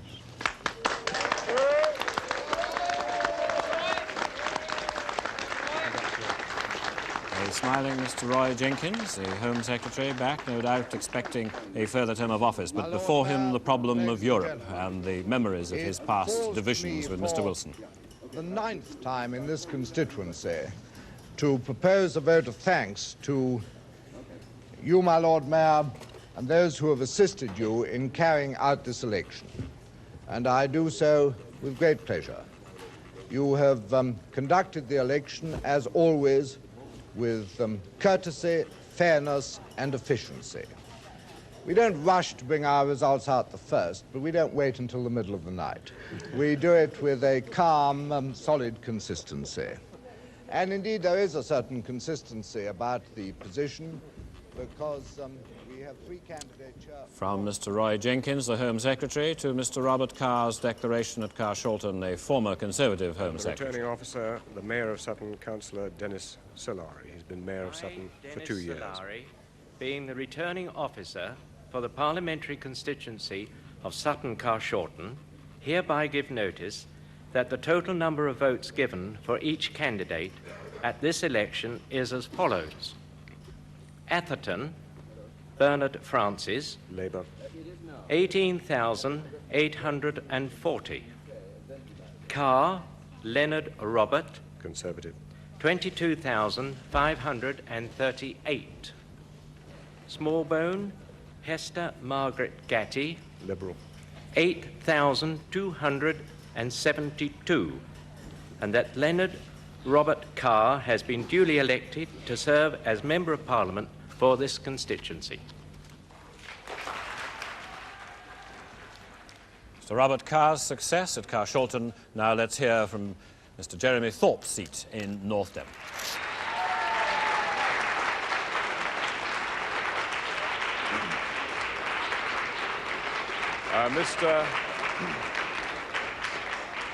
Mr. Returning Officer, I would like, on behalf of all of us, to thank you, the staff, the counting officers tonight, those who man the polling station today, the police and everybody else involved on the admirable arrangements which have been made today. I would like, if I may, to congratulate my Labour opponent on having increased her vote, which I'm sure must give great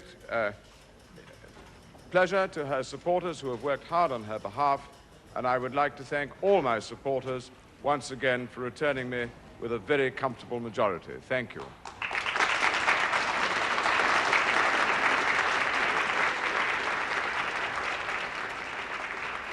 Mr. Jeremy Thorpe, quietly satisfied with his own result. Labour have taken Southampton Test. That's one that Labour had hoped to pick up with the swing going their way, but the Conservatives have held on to Hampstead, Geoffrey Finsberg retaining his seat. David? Well, that fits into the pattern we've been getting. The swing in the marginals is below the average. It's about 1.3 in the 9 marginals, the 9 Conservative-held marginals we've been having. That's just about what was on the simple thing. If it went everywhere, 1.3 to the Conservative, to the Labour Party, then they would be in, I think, with a majority of about 1. The computer seems to suggest, the people working the computer, it's going to be a little higher than that. But it is low in these marginals. We want to hear from them, and we haven't heard from a single Scottish seat yet. Well, there's the news that the Conservatives have held Gloucester, that's Peggy Oppenheim's seat. I think this is a chance to look at the battle. No, Bob is looking at the country as a whole. Bob? Well, in one sense, the most striking fact is that with over a fifth of the results in, so little actual change has occurred. Granted, the predictions arising out of all kinds of guesses and opinion polls and so on. Now, this shows the 5 seats that we had up till Southampton Test, which Labour has picked up. 2 in the northwest, and therefore 2 Conservative losses, 1 in East Anglia, and 2 in the home counties area for Labour. That's 5, and Southampton Test to be put on in a moment on this chart. Now, you see how it looks on the battleground here, and it really is a battle, you know. Labour is holding all its intensively narrowly held marginals here and right across the board. All their rearguard position is okay, although we haven't yet got to Scotland and don't know yet what damage might be done by the Scottish nationalists. Labour is breaking in here about what you'd expect for the kind of swing we're getting. They broke in at Nelson and Cone, Rosendale, Oxford, Rochester and Chatham, and Southampton Test. On the other hand, the Conservatives are holding Upminster, which means they're not being driven right out of this narrow range of marginals here. We've just heard that Labour has picked up Ipswich, and therefore they're again within the 1% swing. They're picking up Ipswich now, we're told, and so that's the battle. The real battle's being fought there.